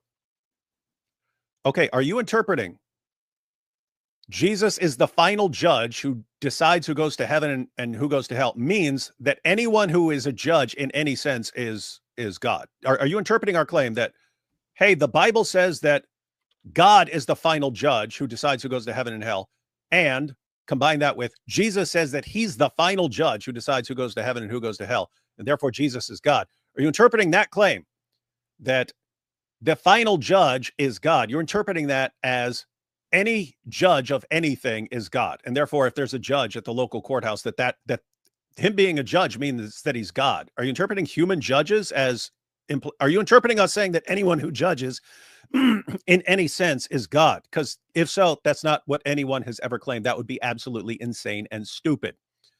The disciples being judges is not them judging who goes to heaven and hell. That's not, you're talking about a different kind of judge. These are judges who are deciding on worldly affairs and so on. So yeah, weird stuff. Weird stuff. Weird stuff. Real loving it says, I know I'm late. I'd be grateful if someone can explain to me why AP is wearing that. So here's the thing. Lots of people have been asking this, but so as I was on my journey of approaching, Christianity and the Orthodox Church, I heard repeatedly and read repeatedly that one of the first things or one of the great things that you must do to join the church or to become a Christian is to make great changes about yourself.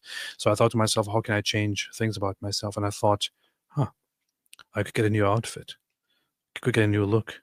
So this is why I'm looking like this. And it's also very common in the Orthodox Church to look like this. So hope that answers the question.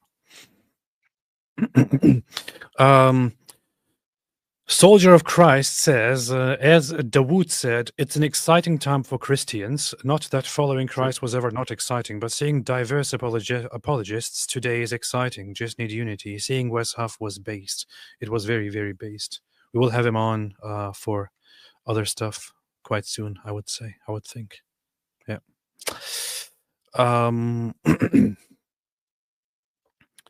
Avinav says, real loving it. It does, thank you. Yeah, I hope you didn't take that seriously, but yeah. Avinav, hey AP, just curious, who did you pick as your patron saint, and could you maybe share why? Thanks.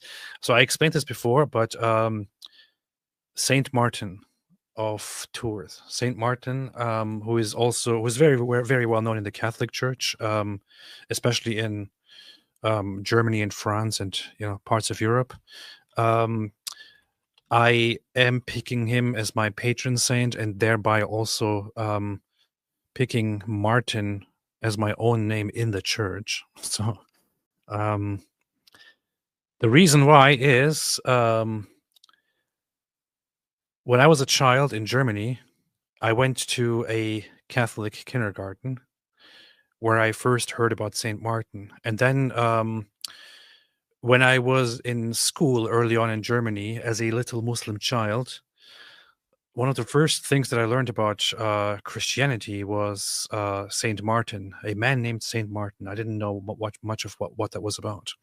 But we sang a song in school in Germany, which was like Sankt Martin, Sankt Martin, Sankt Martin, dun, dun, dun, dun, dun. And the story was basically about how Saint Martin was a soldier, a Roman soldier in the 300s. I think he was a child of a pagan or part Christian family. Was very interested in Christianity, but his father didn't want him to be a Christian. Or to be to be religious. He went into the army, but he's very interested in Christianity. One night, on his way back from wherever he's coming from, on a very cold winter night, he encounters a frail man who has very little to wear and who is freezing, and he's asking for help. So Saint Martin stops and takes his cloak, his big Roman cloak, and cuts it in half and gives half of it to that man. And the man is very thankful. He wraps himself and warms himself. And then St. Martin goes home and goes to sleep, and later has a vision of Jesus who comes to him. And that man appears and says, "This is the man who helped me." And or in a different story, it's just Jesus coming with the cloak on his back and handing it back to Martin. To Saint Martin, and then Saint Martin is very impacted by this and leaves the army, ceases being a soldier, and goes into the monastery and becomes a monk, and later becomes a bishop and is appointed as Bishop of Tours. And yeah, so we sang a song about how merciful and how awesome he was. And the thing is, as a little child, it really warmed my heart to learn about this merciful guy who goes and helps this old man. And I didn't know much as a Muslim kid. Later, I got it. But that thought of Saint Martin always stuck with me, and I loved it. I loved what it represented. And then coming to Christianity, this was like one of the first things that I remembered from my childhood. And I thought, if I have to pick a patron saint, it would be perfect to pick him who stuck with me when I was a child, And it's also a very nice bridge because I love the Western tradition, and I'm joining the Orthodox Church, and I can pick a Western saint that is also considered a saint in the Orthodox Church. And I asked my priest, and he said this is awesome. So, yep, that's what I'm going with. La la la. Hope this is a question. Timothy Freeman. Vatican, Sancti Apostoli Petrus et Paulus, decorum potestate et auctoritate confidimus ipsi inter cedam pro nobis ad Dominum. What does that mean? What does it mean? Saint, Apostle, Peter, and Paul. Something, authority. What does that mean? David, what does this mean? You know Latin. You don't know what that means? Shame on you. Shame on you. Aisha Jung. Was the Zutz situation the reason why Muhammad started wearing a leather strap for safety? Yes. A pusillanimous leather grape on Zabiba machine of the cow says, a Jewish rabbi influencer named Not Jew Boy started a cryptocurrency called Jew Power in response to a Groyper crypto called Jew Proof. LOL. That's funny. Good Godfather says, I predictivitis your conversation a year and a half ago. I told my wife, welcome home, AP. Check my music and tell me you love it. I will check it right now. Who are you? Who are you? Oh, let's see. Good Godfather. Thank you. I appreciate that. I'll check it out after this live stream. I put a mark on here. How about that? Channels, found your channel, and gonna check it after I'm done with this. Powerful. I appreciate that very much. But now I'm really curious what this means. Timothy, did anybody translate what this means? Did anybody translate what this means? You're muted. Why don't you paste it into a translator? Could have done that 5 hours ago. I don't want to do it. Fine, man. Fine. I'll do it. You go to the next comment. I will find it and look it up. Okay, fine. And then you can quit crying all. Fine, do it. Do it. This says, big up your chest, AP. Congrats upon finding God. Your spirit turn up now. Hold the faith in Guam. Bless up the place. I wish I could do the accent properly. Appreciate it. 3 Chapters Club, James White versus Corey Mahler debate reaction soon. As much as I find that debate incredibly grotesque, I'm kind of curious about what kind of ridiculous things they've said during that debate. That's interesting. I'm not curious at all, so nothing coming from me at any point, I don't think. Did you look up what the phrase means? I'm looking it up now, man. Yo, coming to you live from Brooklyn, New York. You understand? First of all, according to existing conditions. Such a dork. Okay, so that means the holy apostles Peter and Paul, that was the easy part, in whose power and authority we trust. Okay, and you could have gotten authority out of there. Matter of fact, you can actually see what this means when you're actually looking at it, because of the cognates. In whose power and authority we trust, they will intercede for us with the Lord. Powerful. That's the claim. That's good. That's cool. That's the truth. Thank you. Appreciate that. And thanks to David for translating this powerful truth.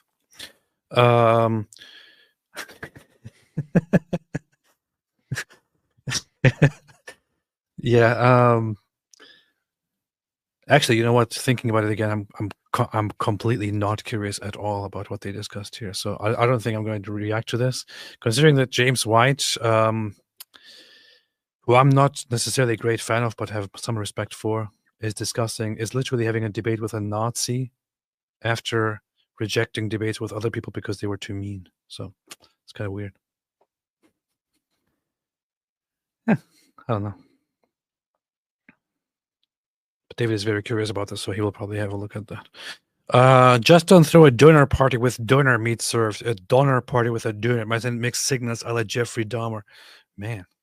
It is interesting now that you pointed out that his name's Jeffrey Dahmer, but there was actually the Donner Party. There was? Do you know the Donner Party, AP? No. What is it? That was like, I think it were like some way back in the day, they were trying to head to California or something like that, and they got stuck, and yeah, they had to become cannibals to survive. Oh, really? Yeah, something like that. So that sounds like my kind of stuff. Yeah, so it wasn't just a play on Dahmer, it was a Donner Party. Oh, let me see. Donner Party. Donner Party was a group of American pioneers who traveled to California in the 1840s and became trapped in the snow during the winter of 1846 and 1847 in the Sierra Nevada mountains. Their journey was marked by several misfortunes, including a late start and a decision to take a shortcut over the mountains, which led them to being stranded by heavy snowfall. To survive, some members resorted to cannibalism, eating the bodies of those who died. Oh, so they weren't killing each other. They were just eating the bodies of those who died. Eating the bodies of those who had died of starvation, disease, or exposure. Donner Party is a well-known example of the dangers and hardships faced by pioneers traveling westward. Well, yeah, I guess. It's an example of the danger. Yeah, if you're becoming cannibals, that would probably be an example of the dangers of... Anyway. Yeah. Shakespeare, if Internet becomes the next David Wood, does that make Muhammad Hijab more of a prophet than the prophet of Islam? Yes. It would, yeah. He would at least have one fulfilled prophecy. Yeah. Powerful apostate prophet 2025 Anno Domini. Yes. Meredith Grotti says, yesterday when you said Mojab would be joining y'all, thought AP would do Jordan Peterson. How about no? We don't want sloppy ethics. Keep up your avalanche. Thank you. Thank you. Gospel Hearth, all my homies love Jesus. Rigo Barney, good to see you both. Thank you so much, and good to see you here, Rigo Barney. Appreciate that. Ligamathigayon, what's up, Ligamathigayon? While Islam is definitely peaceful, is it fleeceful? What does Allah say about cotton? What about felt, silk, finest cashmere? What about linen, denim, satin, chiffon? Is muslin the only Quranically appropriate fabric? Tell me, kafir. You're talking about muslin. Muslin. This reminds me of... There was a stupid tweet. Yes, it was. There was a stupid tweet. Do you remember the stupid tweet? Which one? Yeah, that's funny. I agree that it was stupid, but which one? Now I'm looking at a meme, but then I'm getting completely messed up recommendations. Oh yeah, here. Anyway, it's much worse than I thought it was. But the tweet was basically F Muslims, really total piece of zero elasticity and tears so badly. And then a responder said, this is bad mentality, not all of them are bad. And then the responder says, she's talking about a fabric. That's basically what it was. Is it fleeceful? This is good. This is good. Danglitz, Corey, AP, love your content. Welcome to Orthodoxy. Would like to ask what drew you to Christ as an atheist ex-Muslim? Well, how many times does AP have to explain things? It's like, what's even the point of explaining it now when 10 minutes from now someone's going to ask the exact same question? I'm going to explain it in a video. I'm saying, yeah, you need to make a video, and that way, whenever, and because people are going to keep asking, because keep in mind, yeah, I'm kind of joking here. Dang it, Corey. The point is, if we have 1,500 or 2,000 people watching a live stream, it'll be a different live stream, and there will be a bunch of people who are watching that live stream who didn't watch this live stream, so they won't even get the response. And so, yeah, I would say make a video that you can always point people to. This is true.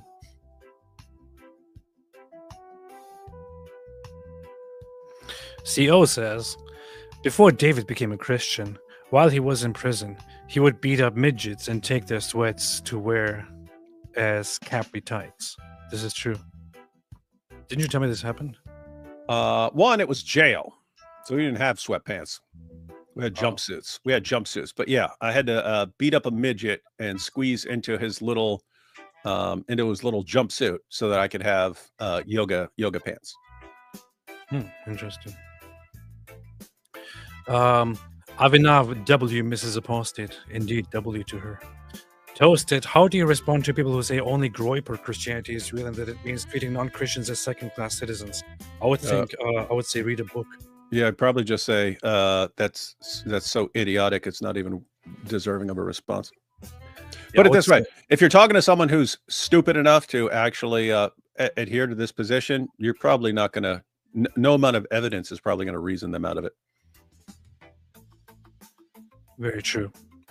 Come Walk With Me says, I'm blessed by the work of the Spirit in your life, Ridwan. I had the same sentiment toward Palestinian brothers in my hometown. God said, you're right, but do you love them? Pray for the lost. Be blessed. Thank you. Appreciate it. As far as I understand, this is a Messianic Jewish symbol, isn't it? Are you Messianic Jewish? Come walk with me. Would be very interested. I think that's a Messianic Jewish symbol, isn't it? Powerful. Thank you. Thank you. Thank you. Thank you. Appreciate that. Toasted over 1,000 saw Baal Shem Tov's miracles. Thoughts? The funny thing is, as much as I was interested in Jewish, in the Hasidic, in the mystical aspect of Judaism, I never ever looked into the Baal Shem Tov's life and what people believe and say about him. But there is no denying that there might be something to it. I don't know. Have to look that up. I don't know. I know that he's a very significant figure in Hasidic Judaism and all that. Powerful.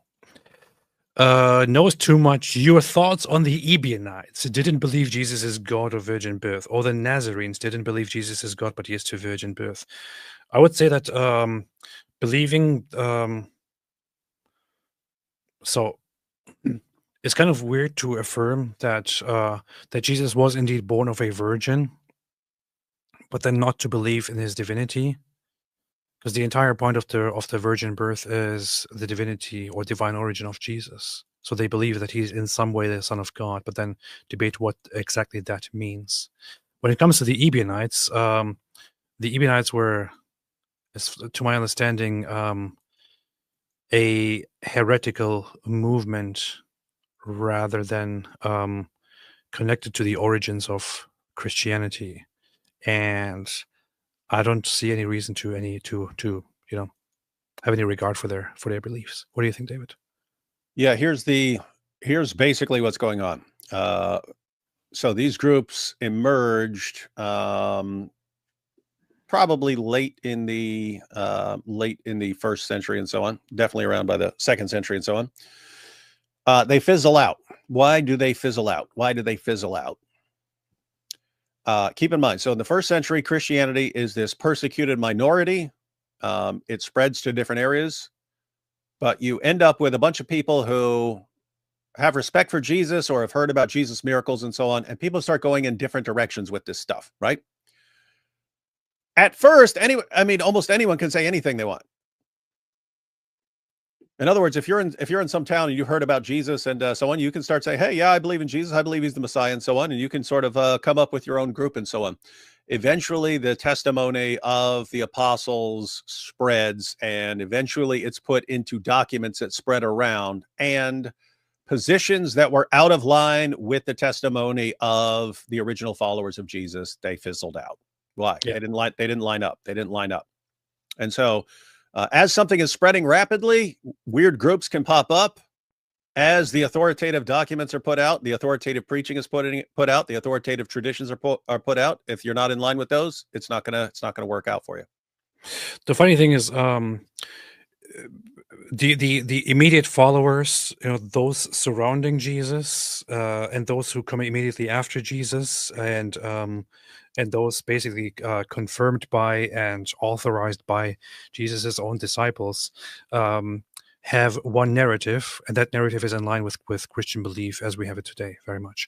So they present the story of Jesus as it is, and the beliefs about him. He comes, he works miracles, he dies, he's resurrected, he proclaims to be the Son of God, he proclaims to be divine himself, and so on. And they write about the virgin birth. Now, if he was very special and was on a divine mission, and his immediate followers, those surrounding him, those he chose, on those chosen and those chosen by those he chose.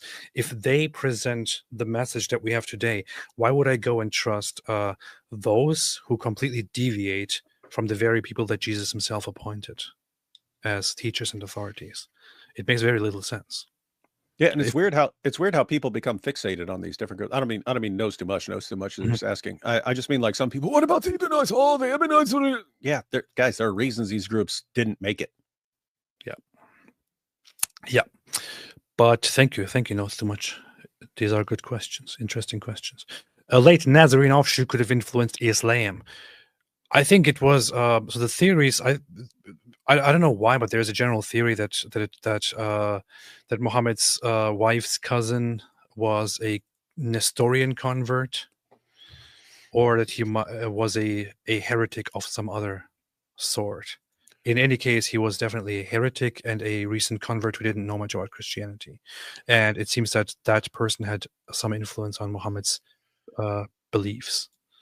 Yeah, the idea is that the Emperor Justinian expelled heretics from the Roman Empire. A bunch of those heretics went down to the Middle East. And so you have kind of a mixture of heresies going around. So you have all kinds of heresies and heretical ideas that are going around. And yeah, some of them do end up in Islam. Powerful. It could be some Aryan thing. I don't know. Late Aryan. Asa, Wagwan, Dread, love the new look. Thank you very much. Thank you very much, Asa. This is my new Orthodox Christian look. This is what Orthodox Christians look like. Meredith Grotti, actually, Yeshua said the kingdom of heaven is at hand. There are those who believe the kingdom is to be here on a new earth. We are to bring his kingdom. Yeah, there are different theology. I think David is just as disinterested as I am in that kind of in that topic, right? I think you don't care much about the whole eschatology aspect for some reason. Yeah, you can't interpret Jesus preaching the kingdom of heaven is at hand with as inconsistent with other things. There are multiple aspects to the kingdom of God. To be clear. True. Asa, your wives are looking. Ladies, boys, make sure you look after them. I don't know if I can call it lucky. You know, it must be a pain.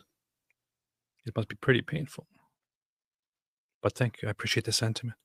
Marky Young, have you given some thoughts to the fact that EO Church is not recognizing David Wood as a saved Christian? At least anathema for icon veneration. Otherwise, happy you are a Christian now, brother. Congrats. So here's the thing.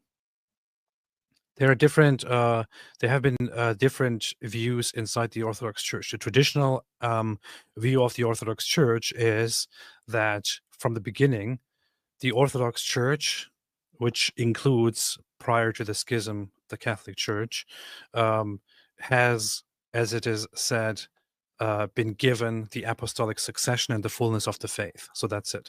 And then the general scholarly or patristic view has been that we can say that this is where the church is. But then when it comes to other Christians, anathema, for example, is an issue that is often misunderstood. And I don't want to act like a teacher now, but this is basically what I learned and is pretty much confirmed. You can look it up.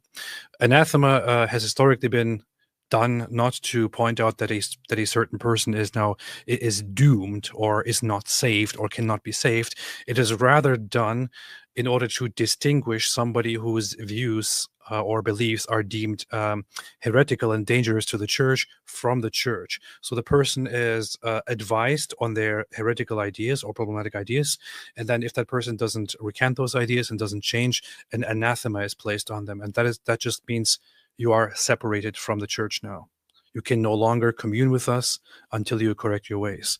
That doesn't mean that the person is condemned. It just means it is supposed to be an encouragement for that person and for others to change their ways and to return to the true church. That's it. All along that, the Orthodox Church has never takes a position on whether that person is saved or not saved. The general idea in the Orthodox Church is that as people, as members of the church, we cannot ever say about anybody this person is not saved, because the ultimate judgment is always up to God. Only God knows the state that the person is in at the time of death, before the time of death, after the time of death. This is actually what kind of what gave me lots of comfort, because I had lots of trouble with the justice of God aspect, and then I learned that the actual way, contrary to what lots of people like to say on the internet, is that in the Orthodox Church we are not supposed to make any statements about this person goes to hell or this person is not saved, and this is even true for.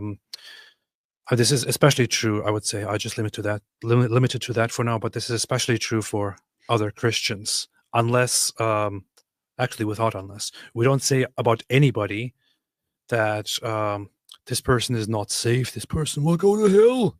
We're supposed to say we don't know, and we cannot make such a judgment. It is all up to God. And I find great comfort in thinking that that for myself and for everyone else, everything is up to God, and I have trust in his full,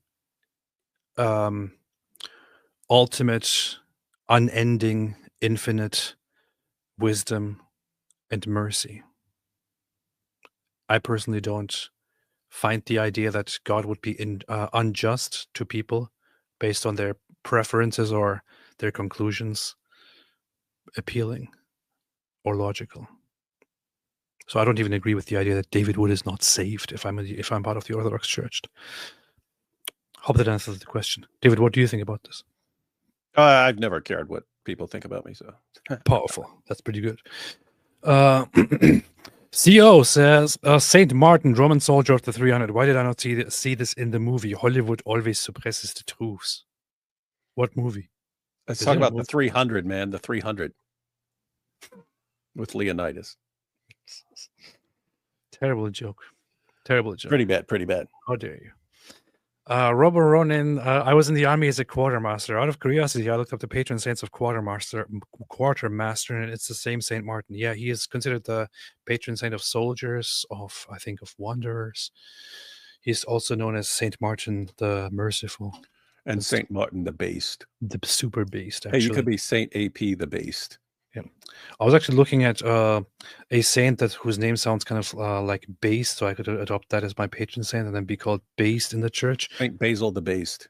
Yeah, I was thinking maybe I could ask my priest to modify the name of Saint Basil and call me based, so that when I go up to him at communion, he could say based. Yeah, but it didn't work. So yeah. Unfortunate. People and their traditions. Yeah. Answering LDS said, Mahler said that Augustine wasn't black. Okay, the thing is, Augustine, as far as I know, he was a North African, but he was Berber, so they're kind of like in between, their own group, right? Yeah. So when people say black, they often refer to sub-Saharan Africans in this conversation. And he wouldn't have been included in that category, I guess, then. Yeah. The AP, opinion on people viewing Orthodoxy as ethnic-based, thus not diverse, or as accepting as Protestantism and Catholicism. Why did you choose Greek? Also happy you're close to your baptism. Congrats. Thank you. Appreciate that. Well, the thing is, people are not entirely wrong when they say that in the Orthodox Church there seems to be a lot of ethnic stuff. It's because the Orthodox Church never had the whole thing of being united under one head, and then everyone universally goes for that. It's been the Orthodox Church is very decentralized, and decentralization then often leads to each country having their own church, and that being ethnic and so on. That said, I don't really consider that a problem. It's also not very ethnic in America. So I chose Greek for very simple reasons. The church that we went to is Greek. That's it. I don't know, maybe something else played into it. I also like Greek stuff. Maybe the fact that it was Greek made it appealing to me and I wanted to go back. I don't know. But thank you. Appreciate that. Templar, please do more Jordan Peterson. That was amazing. What do you mean? What are you talking about, man? We don't do Jordan Peterson. If you want to hear Jordan Peterson, you can click on a Jordan Peterson video. It's bloody awful. JA, do you guys work out? David doesn't. I do on a regular basis. I go back and forth. I'll work out for a few months and then injure myself and then take a few months off while I recover. And then, so yeah, guys, get in shape while you're young, because it's harder when you're old. It's true. You'll keep injuring yourself. Yeah, and plus, when you injure yourself and you're young, if you're in your 20s and you tear something, you're fine again, and 2 days later and stuff. When you get old, you tear something and it's like months. Yeah. If you are young, do not waste your time. Work out. Work out. Do it now before it's too late. When you're old, it's going to be hard. It's going to be difficult. It's already bloody hard. Karen Fisher, AP, have you seen the movie The Saint with Val Kilmer? All these disguises remind me of that. No, what is that? The Saint? He was like a master of disguise. And what was he, an assassin? That was a long time ago, but yeah, I kind of remember that. I don't know. Oh yeah, they called him the Saint because he would always use the name of various saints as his fake name. I remember that now. That was a long time ago. Totally forgot about that. That sounds exactly like me. That's funny. Byzantine Warrior says, we have seen the true light. We have received the heavenly spirit. Welcome, brother. Appreciate that very, very much. Appreciate that very bigly. Thank you. Thank you. Anyway, David, anything else you want to add? Thanks, everybody, for being with me here today. So I want to quickly summarize. I did say some words about past conduct and how I want things to be, and how I command everyone else who watches this stream to be in the future. And yeah, I am on a straightforward path to getting baptized very, very soon, inshallah. And to answer your question, does AB now believes in God? I absolutely believes in God. I absolutely and fully believes in God. Let me say that. I had issues with when people ask me about that, but right now, if you're going to ask me about it, I absolutely do believes in God, and I also did. I also do express this and pray on a daily basis. So I do believes in God, and I also praise every day. So, yeah. I always found it cool that Jesus was tugging at AP's heart since he was a kid singing St. Martin. I so badly want to play a kid's St. Martin song right now, but then I don't want to get this copyrighted by... You definitely get copyright. The bad people. You just have to sing it yourself. St. Martin, St. Martin, St. Martin, let thy name... Yeah. I leave you with this here. Wait, it's mute. I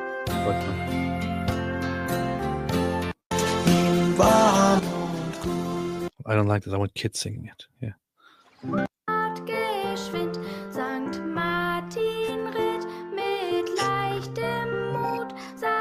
Yeah, very cool.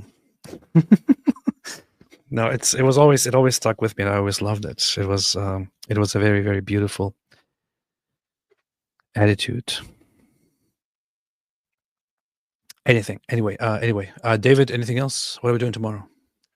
I've got a couple of options. Not sure. I've still got to check out Sajid's video, see if it's worth responding to, and if so, it's worth it. If we're gonna respond to it tomorrow, we'll see. We'll see what happens. Powerful, you see. All right, thanks everybody for watching. Zen said your beliefs are dumb, all of you. Well, it seems that you are the only smart person alive, so wonderful. Powerful. How did you do that, man? How did you become the smartest person in the world? And why are you wasting your time here with this?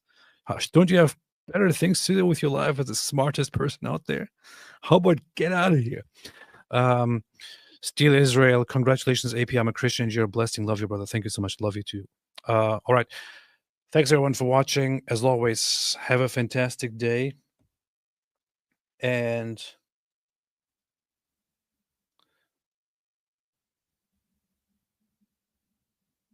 I kind of want to play music now. Tell me now, my brother, why do you say my book's changed when your own book told you to read it?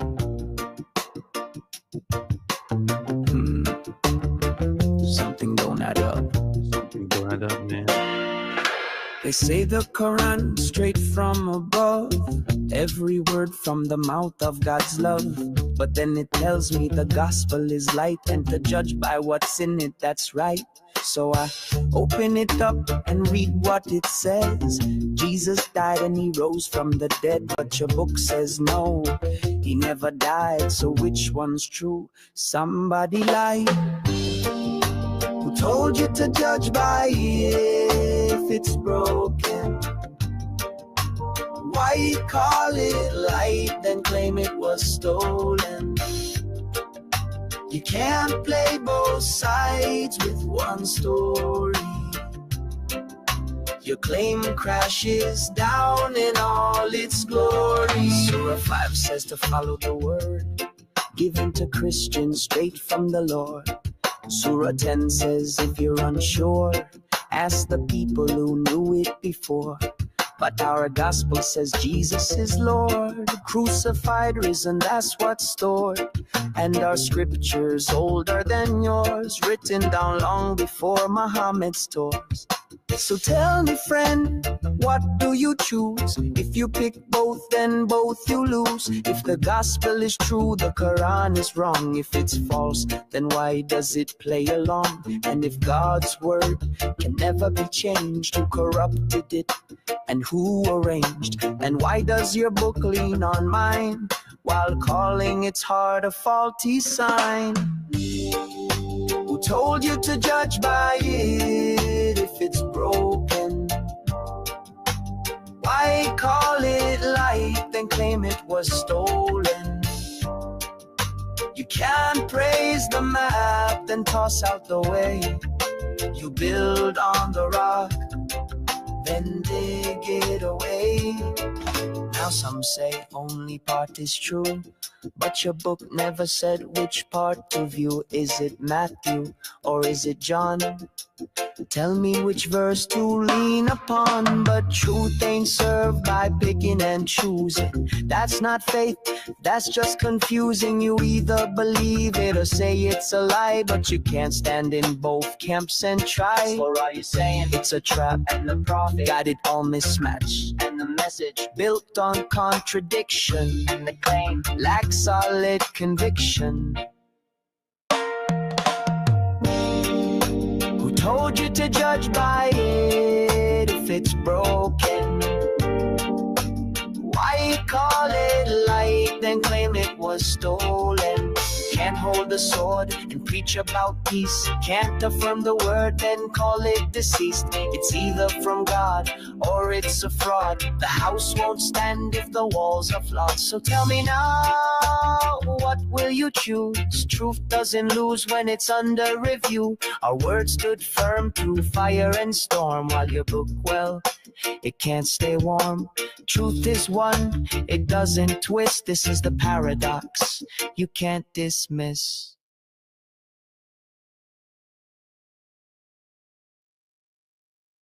Powerful, powerful. Wasn't that beautiful? Beast. And here's the cover, Islamic Dilemma. See? Thanks, everybody. Thanks for watching. And as always,